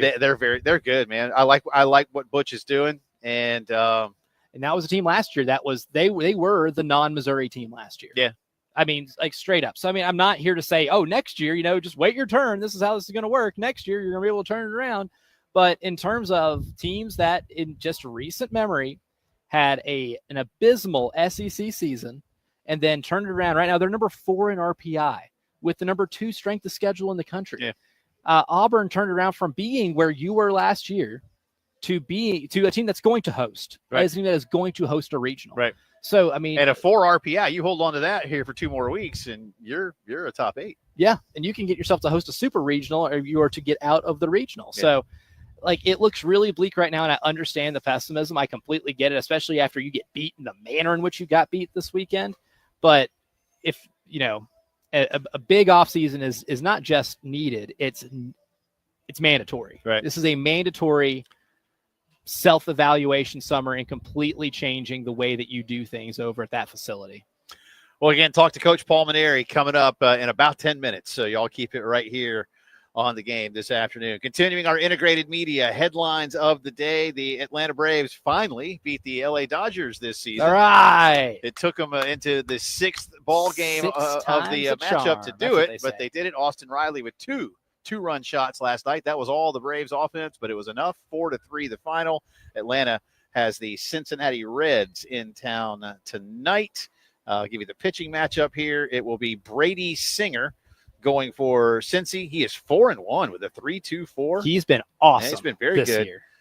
Singer's been great. Got him in that Jonathan India trade. And AJ Smith-Shawver will go for Atlanta. He is 1-2 with a 4.26, 7:15 first pitch in Atlanta tonight. AJ Smith-Shawver, no relation to JJ or Juju Smith-Schuster, right? No, none. No, we have a name. We were supposed to do a name game, but we had so many texts about baseball that the name game is evergreen. Yeah. We will save that for later in the week when I quiz Jay on which player that I named is a Rocky and which one's a Marlin. Yeah. Because I guarantee you, most of you listening, unless you're a diehard fan of the Colorado Rockies or Florida Marlins, which only dozens exist, I believe, across the country for both of those franchises right now, I will give you a name of one of those players from those teams, and you probably couldn't tell me which one's which. You'd have to guess. Brax Gillette.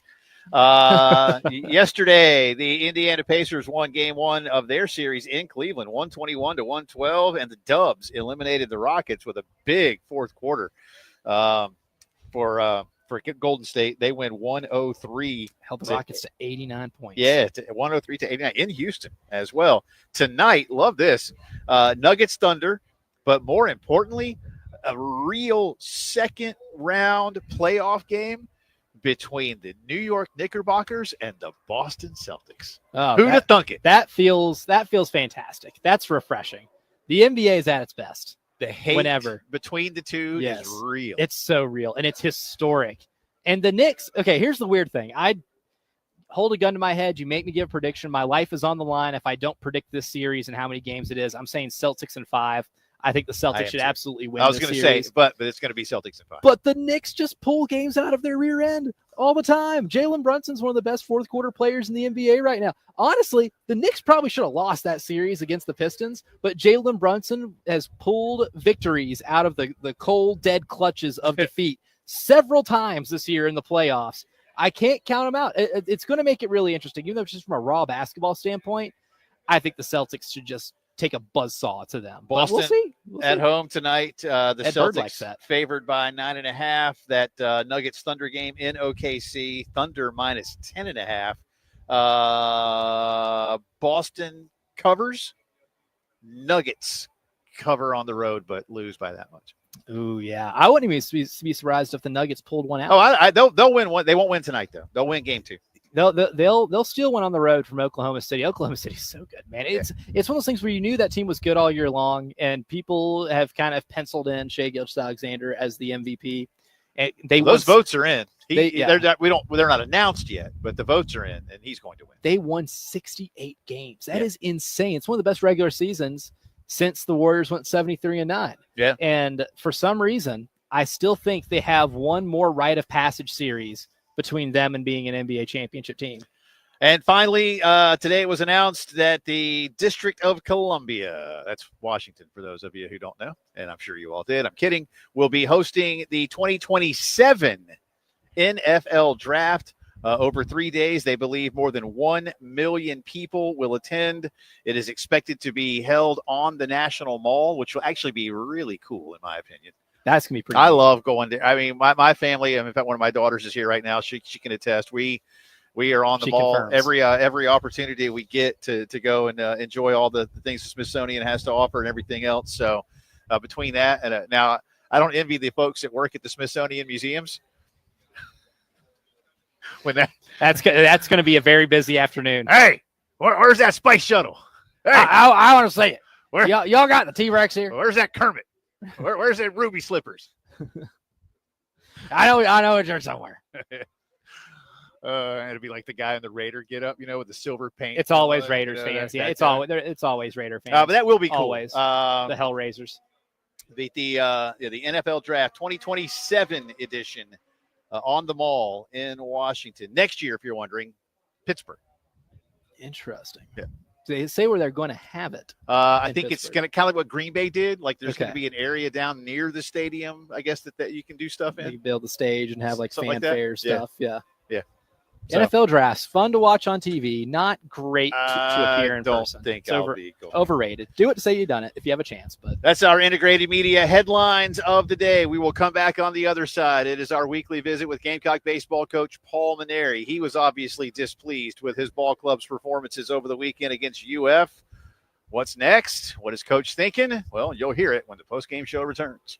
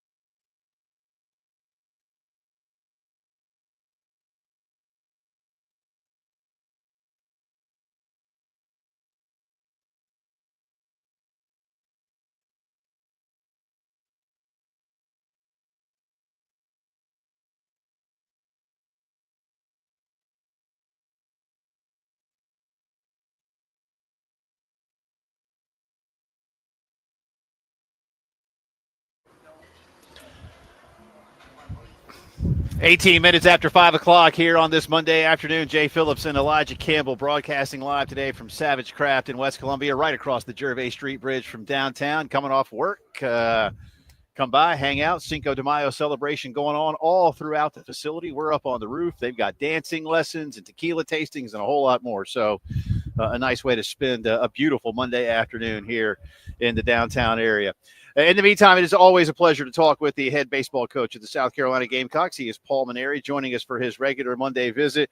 Coach, I know the mood around your ball club not nearly celebratory at this point in time. Another very difficult and dare I say, humbling weekend for your program. And you made mention in postgame, nowhere near good enough. A day to reflect. Where are you professionally in terms of what you've seen, what this ball club has been through, and what you're attempting to do next with them? Well, that's a lot to answer right there.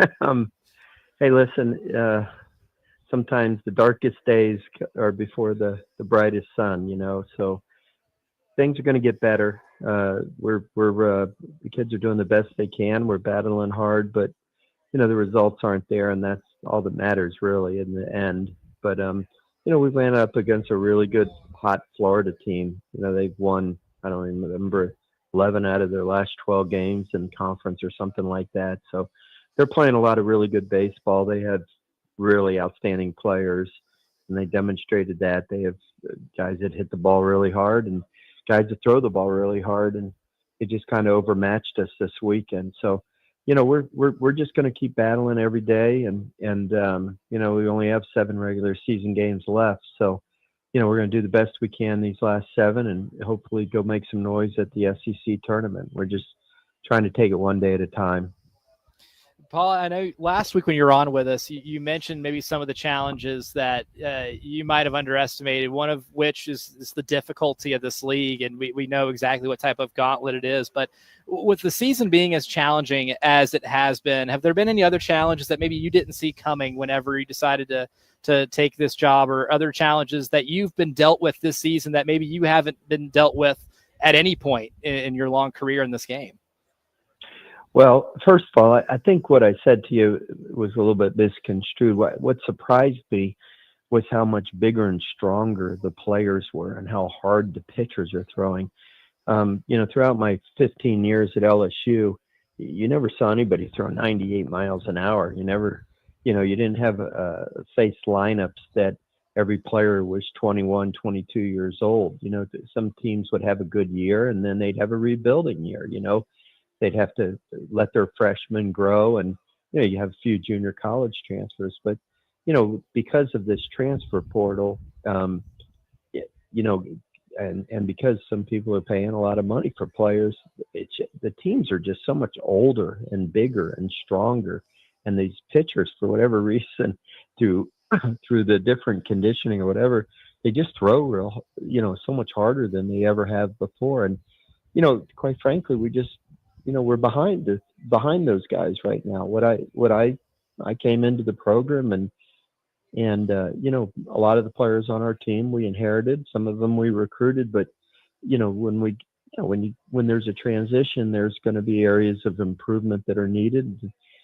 Our shortcomings have been exposed, I guess is the best way to say it. The kids are doing the very best that they can, and the coaches are working as hard as we can, but some days we just run up against some teams that just are very, very talented, and it's just very difficult to beat them. And listen, anybody that's been in this game as long as I have has had a lot of ups and downs. I mean, you're going to have moments like this where you feel like it's the end of the world because you're just having a tough time beating a team. But we're trying to set the foundation, and we're going to continue to work at it, and we're recruiting like crazy, and we're going to improve. It just takes time sometimes.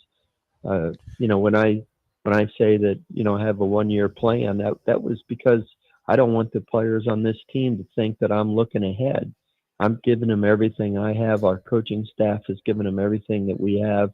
But the reality is that there's some areas that we just are short on, and like I said, they get exposed, and you work hard for the current kids because some of them it's their last year, and they deserve your very best effort. But you have to have an eye on the future as well. So while we're coaching this team, we're also recruiting like crazy, and we're having some good luck already. And hopefully we'll have a good summer recruiting, and we'll put a much better team out there on the field, next year.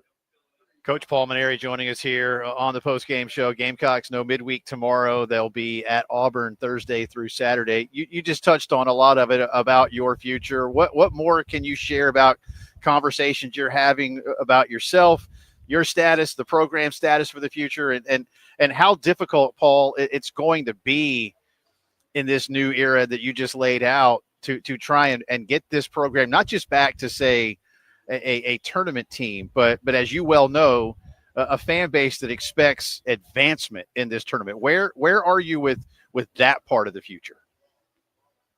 Well, you just got to take it one day at a time. It's I'm not going anywhere. I mean, I'm totally committed to getting this program back on track and competing for championships, as you mentioned. That's why we came here. But I knew it wasn't going to be easy. I knew there's a reason that there's a coaching change, and you inherit a situation. You do the very best that you can. I love the kids. They're giving me everything they got. And we're gonna, like I said, recruit like crazy, and hopefully put a better team out there next year. We need to get some hard throwing pitchers, and we need to get some guys who can hit the ball out of the ballpark, because that's what wins in this league. And if you look at the conference statistics, we're way down there in striking out batters, and we're way down there in hitting home runs. And those are the things we need to address, and we are addressing them. But as far as my status, there's no conversations about anything. I came here to do a job. I know it doesn't look like we're making progress to most people. I understand that, but probably to expect that we were going to win the national championship my first year here might be a little bit, optimistic, so to speak. But we're working hard every day to build for the future, and I'm totally committed to the University of South Carolina. Despite the conference record, I've loved my time here, and I really love the kids on the team. They're trying their very best, and some days it doesn't match up against who we're playing, but they're giving me everything they've got, and like I said, the coaches are giving them everything they have. So it may not satisfy a fan base, and I totally understand that. But the best we can do is all we can do, and that's what we're doing right now. Yeah, and that kind of leads me into my next question, Paul, too. I mean, you mentioned 7 games left. It's been discouraging for a lot of people. I mean, there's been a lot that your team has gone through this season, but what are maybe some of those goals for you guys, especially because, look, 18 to 24-year-olds, a lot of them can read what's being said about them online. I think they have ears, too. They live in society. They see what's being said. But, what's maybe some of the goals that you guys have set to try to end this season on as positive a note as possible, and for the guys that are coming back next year to maybe build some more onto the building blocks of what you guys want to do with a fresh slate next season? Well, we're just taking it one game at a time. Next weekend we play Auburn at Auburn. They just came off beating Tennessee 2 out of 3 on the road, so we know we've got a tough challenge there. Their number one's pitcher is a kid that I actually recruited to LSU, and I never got a chance to coach him, but he didn't have a great career at LSU, and he ended up leaving, and now he's the number one starter at Auburn. He's having a great year. We know we got a big challenge this weekend, so hey, listen, 7 games left. We're just going to go out there and do the very best we can every day and compete as hard as we can, and hopefully we'll have some success. Coach, always appreciate the time. Safe travels to Auburn. We'll talk to you next week. All right. Thank you. Yes, sir. That is Gamecock head baseball coach Paul Mainieri. Again, Carolina, Auburn, Thursday through Saturday. They'll wrap up the home conference slate next weekend against his former club, LSU. So, that's right. A lot of one game at a time in there. But there is. What else? Yeah, I mean, also at the same time. Yeah, what else? You know? Yeah. Pretty emphatic. He's not going anywhere. And here's the thing too, with someone like Paul, if you're put yourself in his shoes for a second, you've coached this game for a long time, the success that you've had. this is his, and he has said this before, his words, this is his last go at coaching college baseball. You don't come out of retirement to coach another 15 years in baseball. I don't think he wants to go out like this. And I know that probably is something that's very motivating for him, is to, if this is his last go round and his last stop in coaching college baseball, being 19 right now in conference play isn't how he wants to end his career. Appreciate Coach's time. Again, if you came in during the middle of it, the whole thing will be up on the YouTube page in just a little bit, as soon as Elijah fiddles with it. Does that. I don't know what you have to do. Whatever video editing. Whatever it takes. Yeah, whatever it takes. It's Cinco de Mayo, though, so it could take him longer. It will, actually. You say it may. I say it will. Drive Around the SEC is next. We are live here on Cinco de Mayo, Savage Craft in West Columbia. Come see us.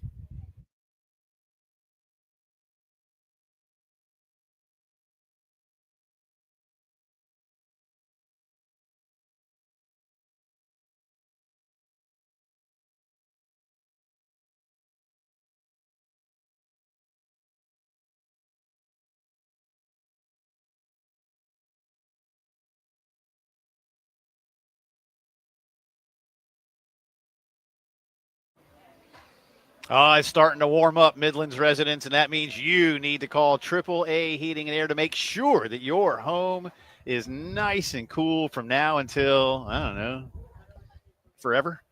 Preferably. It is the forever. South. It is the South, after all. 803-677-1500. Maybe it's been a while since you've had your AC system inspected. Then call AAA Heating and Air. One of their great techs can get right over, get everything checked out, good to go. Hey, 2 thumbs up, and you're nice and cool all summer long. Not so hot yet, then maybe you find a way to get some more coolant in there, or if it's time for a brand new system, how about this? 15-year parts and labor guarantee, right, when you get a brand new system. $1,500 system buyback rebate, guaranteed financing. And it's just so easy to work with when you call Roy and Dana Finley and their crew at AAA. They keep my family comfortable. Let them do it for you, too. 803-677-1500. Stay cool with AAA Heating and Air.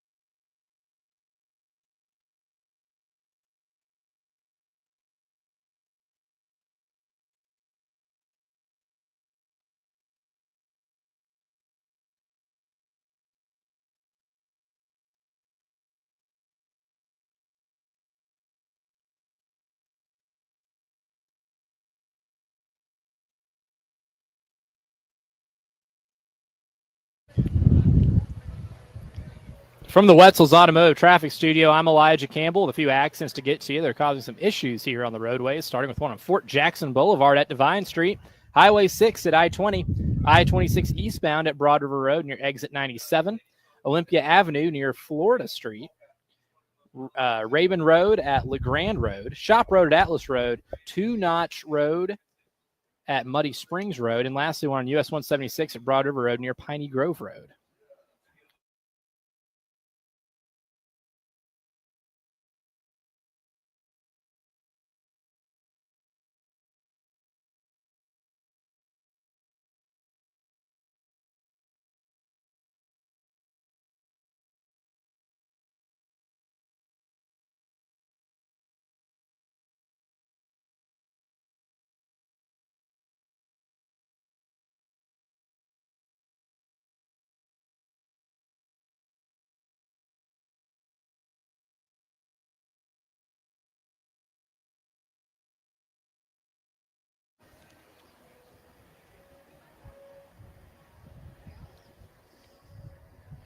It is drive around the SEC time here on this Monday afternoon. It's Cinco de Mayo as well. Let me tell you real quick what's going on out here. Again, they got a tequila tasting and like a class.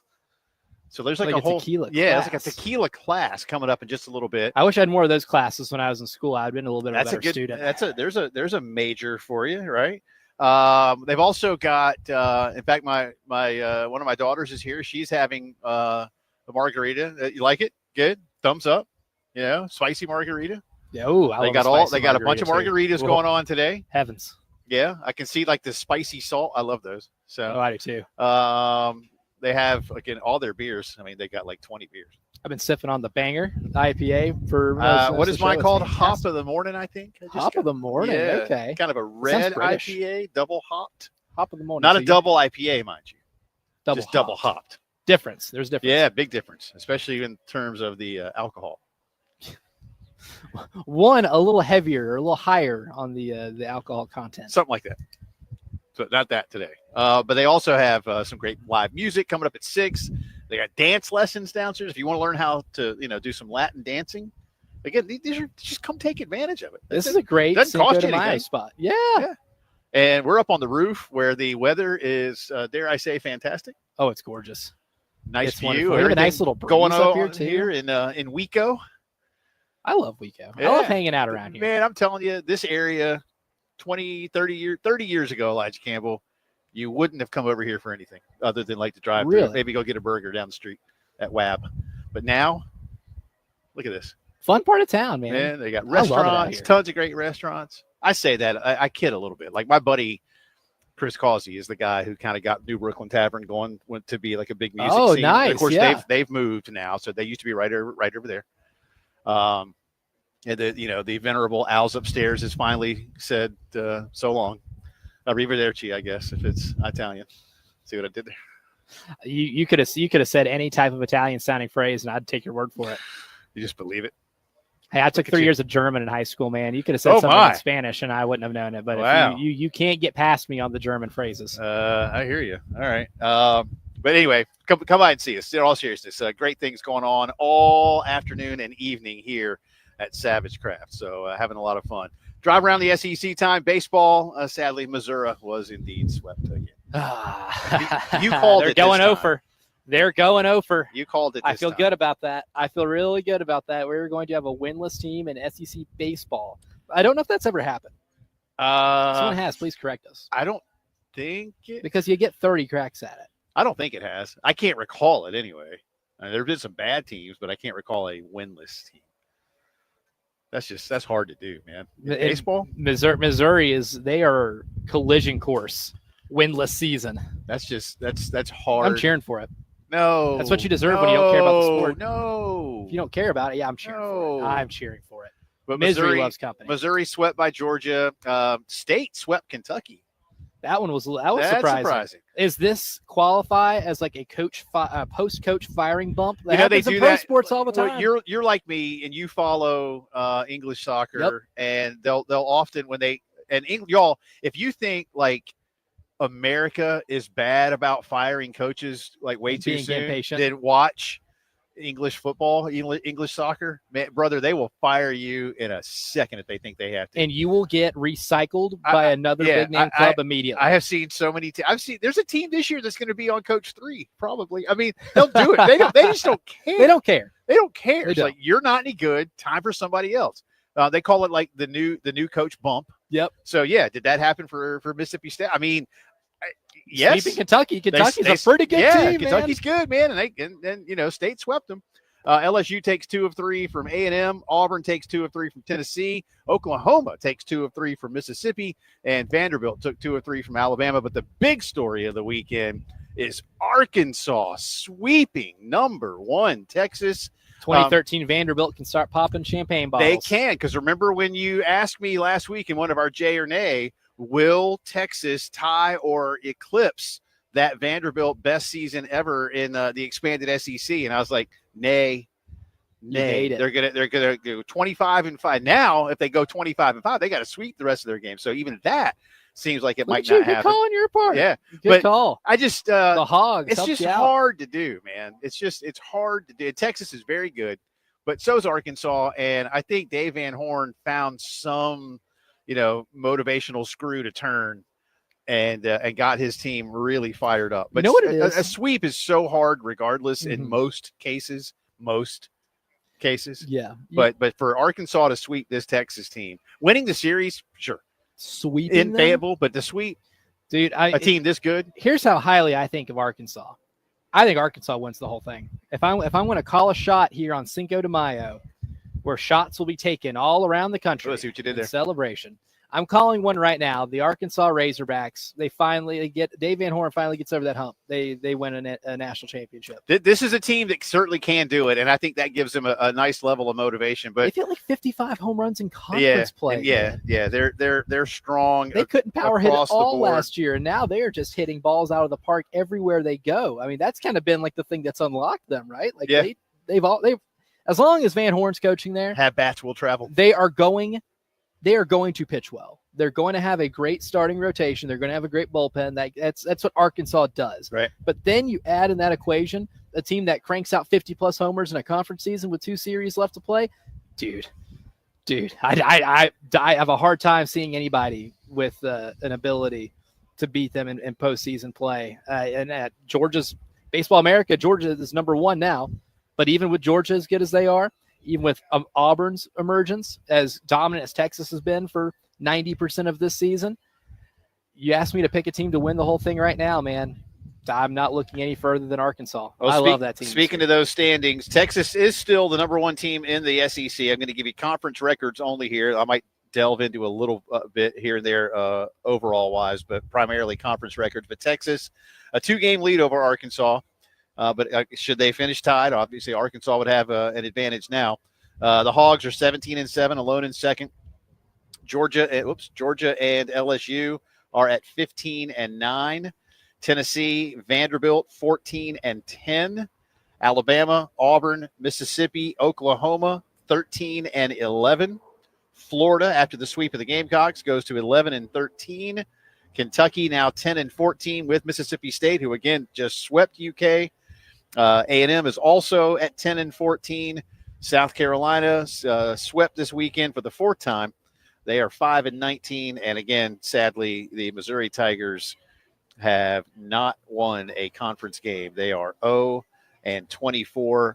Arkansas, to maybe further Elijah's point to some degree, becomes the first Southeastern Conference team to hit 40 regular season wins. 40 is always one of those nice numbers that you hit and say, a benchmark. Say, all right, we should be home in the first round of the playoffs at least when you hit that 40 number. So Arkansas has gotten there. And one projection today did have 14 Southeastern Conference schools making the NCAA baseball tournament, which would match what the SEC did in men's basketball this season. And sadly, South Carolina, like men's basketball, would find itself as one of the 2 on the wrong side of that line. And by the way, real quick, too, Tony Vitello, who does indeed have some I don't want to say – I'm not going to call him anger issues. He's got a short fuse. He's fiery. But Tony got himself run against Auburn yesterday, and in the process made certain to yell not at one umpire, nor at two umpires, nor even at three umpires. Tony Vitello made sure that all four umpires got a little piece of something from him on his way out, and then for good measure, he threw a chair. Congratulations, Tony. Now go sit in your corner and sulk. That's my biggest pet. That's grandstanding. It's all grandstanding.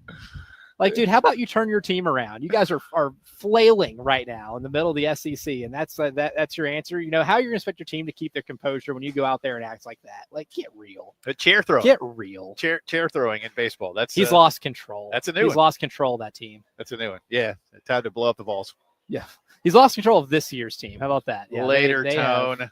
The composure is lost. He is Will Ferrell in the locker room screaming, "We need to keep our composure." That's right. Everybody, keep your composure. We'll come back on the other side with a few final thoughts here on what's going on all night. And I got one transfer news, a bit of news out of Carolina that I'll talk about. We didn't get to that for you. And is there a quiz today, or we want to save that? We'll save it. All right, we'll save it. We'll save it for tomorrow. Lots more to do here. That's our drive around the SEC. You're listening to the Postgame Show.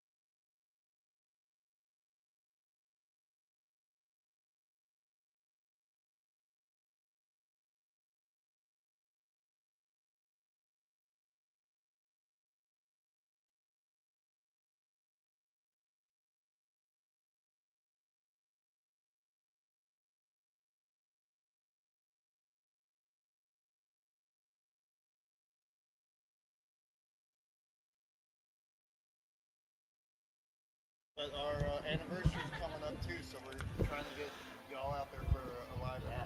Yes. 11 minutes in front of 6 o'clock here on a Monday, Cinco de Mayo 2025. Congratulations. Again, Mexico beating France. Not in soccer. But in war. In war. Napoleon's, was it Napoleon the Third, I think is what it was, trying to basically just take over Mexico. And Mexico was like, yeah, nah. How about no? Yeah. How about no? That was their response. How about no? So that's what we celebrate here today. A lot of things going on. Let me see if I got all this right here. So we have at 6, the Caribe Latin Sound Band will take the stage down in the beer garden. Right now, DJ Mario is teaching Latin dances downstairs. They have you just had some Mexican-inspired things. Did. I don't know what all that was. Carne asada fries? I had the carne asada fries. Fantastic. And the queso, banging. Okay. I'll put my Tacos, name on burritos, nachos, and more. Tequila tasting and education. So, again, a tequila class from 6 to 8. Milagro Tequila is helping out with that. You can learn about all kinds of tequilas and a lot of tequila sponsors. So if that's your jam, and I know a lot of people, that's their jam. Yes. So that's my jam. Have at it. Drink specials today with Limelight beer, Mexican candy, Pink Pony Club. I'm not going to sing it. Are you going to keep on dancing at the Pink Pony Club? Yeah, I might. You should. I think that's like the new favorite of the Phillips women. One of their favorites, that song. Oh, that song? Okay. Yeah. Great album, too. My sister's a big Chapel Roan fan. I got my fill this past summer. And, again, the claim of the best margarita in town. And my daughter, my 23-year-old daughter was just here, and she thoroughly enjoyed her spicy margarita. She gave it a thumbs up. She loved it. And they're open till 10, so you got time. Plenty of time. And, again, if you've never been to Savage Craft, if you work in the downtown Columbia area, come right across the Gervais Street Bridge past the museum and such, and we'll be on your left. About a quarter to half a mile past the bridge. Sounds all right. On the left. Half a mile. Yeah. If you hit the Valero gas station across the street, you've gone too far. That's right. Yep. Then turn around, and then it'll be on your right. Yeah. And if you go all the way down to like the Bojangles down there at the intersection, then you've gone way too far. Yeah. And then any further back, than that, then you must not be looking for. Yeah, you're not even looking. No, but you can't miss it. But we're upstairs here for a few more minutes. Jack Beltry on tomorrow's program. Elijah is going to pretend to be hungover all during the morning show, but you're playing the role of Bill Gunner, which really Bill impersonation for 3 hours. You know, people look at the picture of you and me and think like, dang, how tall is that guy? So, fortunately for Gunner, you won't be standing next to him tomorrow because that would be like way different. Probably closer because Elijah, y'all, if you've never seen Elijah, Elijah's he's like 7'8", well, 7'9", 7'9". Yeah, but you are very tall fella. Yeah, you're like 6'4". Right? Tall fella. Yeah, 6'4". Yeah, 6'4". Could hoop a little bit. Yeah, I've seen highlights. Oh yeah, there's a highlight reel that exists. I've seen highlights. Deep on the interwebs, if you find it. But again, to close things out on a more serious note, had just had Coach Paul Maneri on about a half hour ago. And we did ask him about his future, and he said, I'm not going anywhere. I am committed to the job. I came here to do what I need to do. I think if you read between the lines, even he did not anticipate that it was going to be as difficult. He even made mention that perhaps what he said to us last week, I think he said was misconstrued. He just meant more of, bigger, faster, stronger guys than what he last remembered even a few seasons ago. Because remember, he was out of the league for 3 years. But the big news of today's interview, if you will, and I'm not here to say we're in the news breaking business, but he gave us an emphatic, I'm not going anywhere. So if that answers anybody's questions about how he feels about what's happening here in Columbia, then there you have it. He's not going anywhere. Yep. So if any decisions to be made, it will be in the hands of the athletic department. Yeah. Because he's ready to come back next season. Well, and he says they're already having some good strides in recruiting. And one of the things that I wanted to get to as well, in addition to just asking, about his job, is the difficulty in what South Carolina is going to have to do to to overhaul this roster. Right? He said, look, you've got a couple of pieces. If you, and I think you will, but you'll keep hold of Scobie and Hollins. And you like what they're doing for you. But pitching wise, Elijah, it's going to need a complete overhaul. Yeah. I don't know how many of those guys will be back. I mean, I think there are a couple of guys that you can still work with, but by and large, I mean, you've done the numbers. I've run some numbers today, and the pitching numbers in conference play are they're awful. I'm not even trying to. They are. I'm not going to say, oh, they're not good or oh, they could be better. No, they're awful. They're awful. Yeah. I mean, and I think the one that was most damning, and I'm stealing from you now, but only to say that you had done the work. But Elijah did like an ERA almost for the last 3 innings of conference games all season, and it's over 9. Yeah. And I mean, you're so late games, you can't hold it. You either you can't hold a lead, or you can't keep it close, and it just extends away from you. 71 of those innings, or the last 3 innings of SEC games, account for 71 of the innings you played this year. You've given up 84 runs in those 71 innings. And 24 games, the average score is South Carolina opponent 9, Gamecocks 5. Getting Dolly Parton. It's been rough, but we appreciate Coach's time, Alan Cole as well, and the great folks here at Savage Craft. Enjoy Cinco de Mayo, Ed Bird. Thank you. We'll see y'all tomorrow.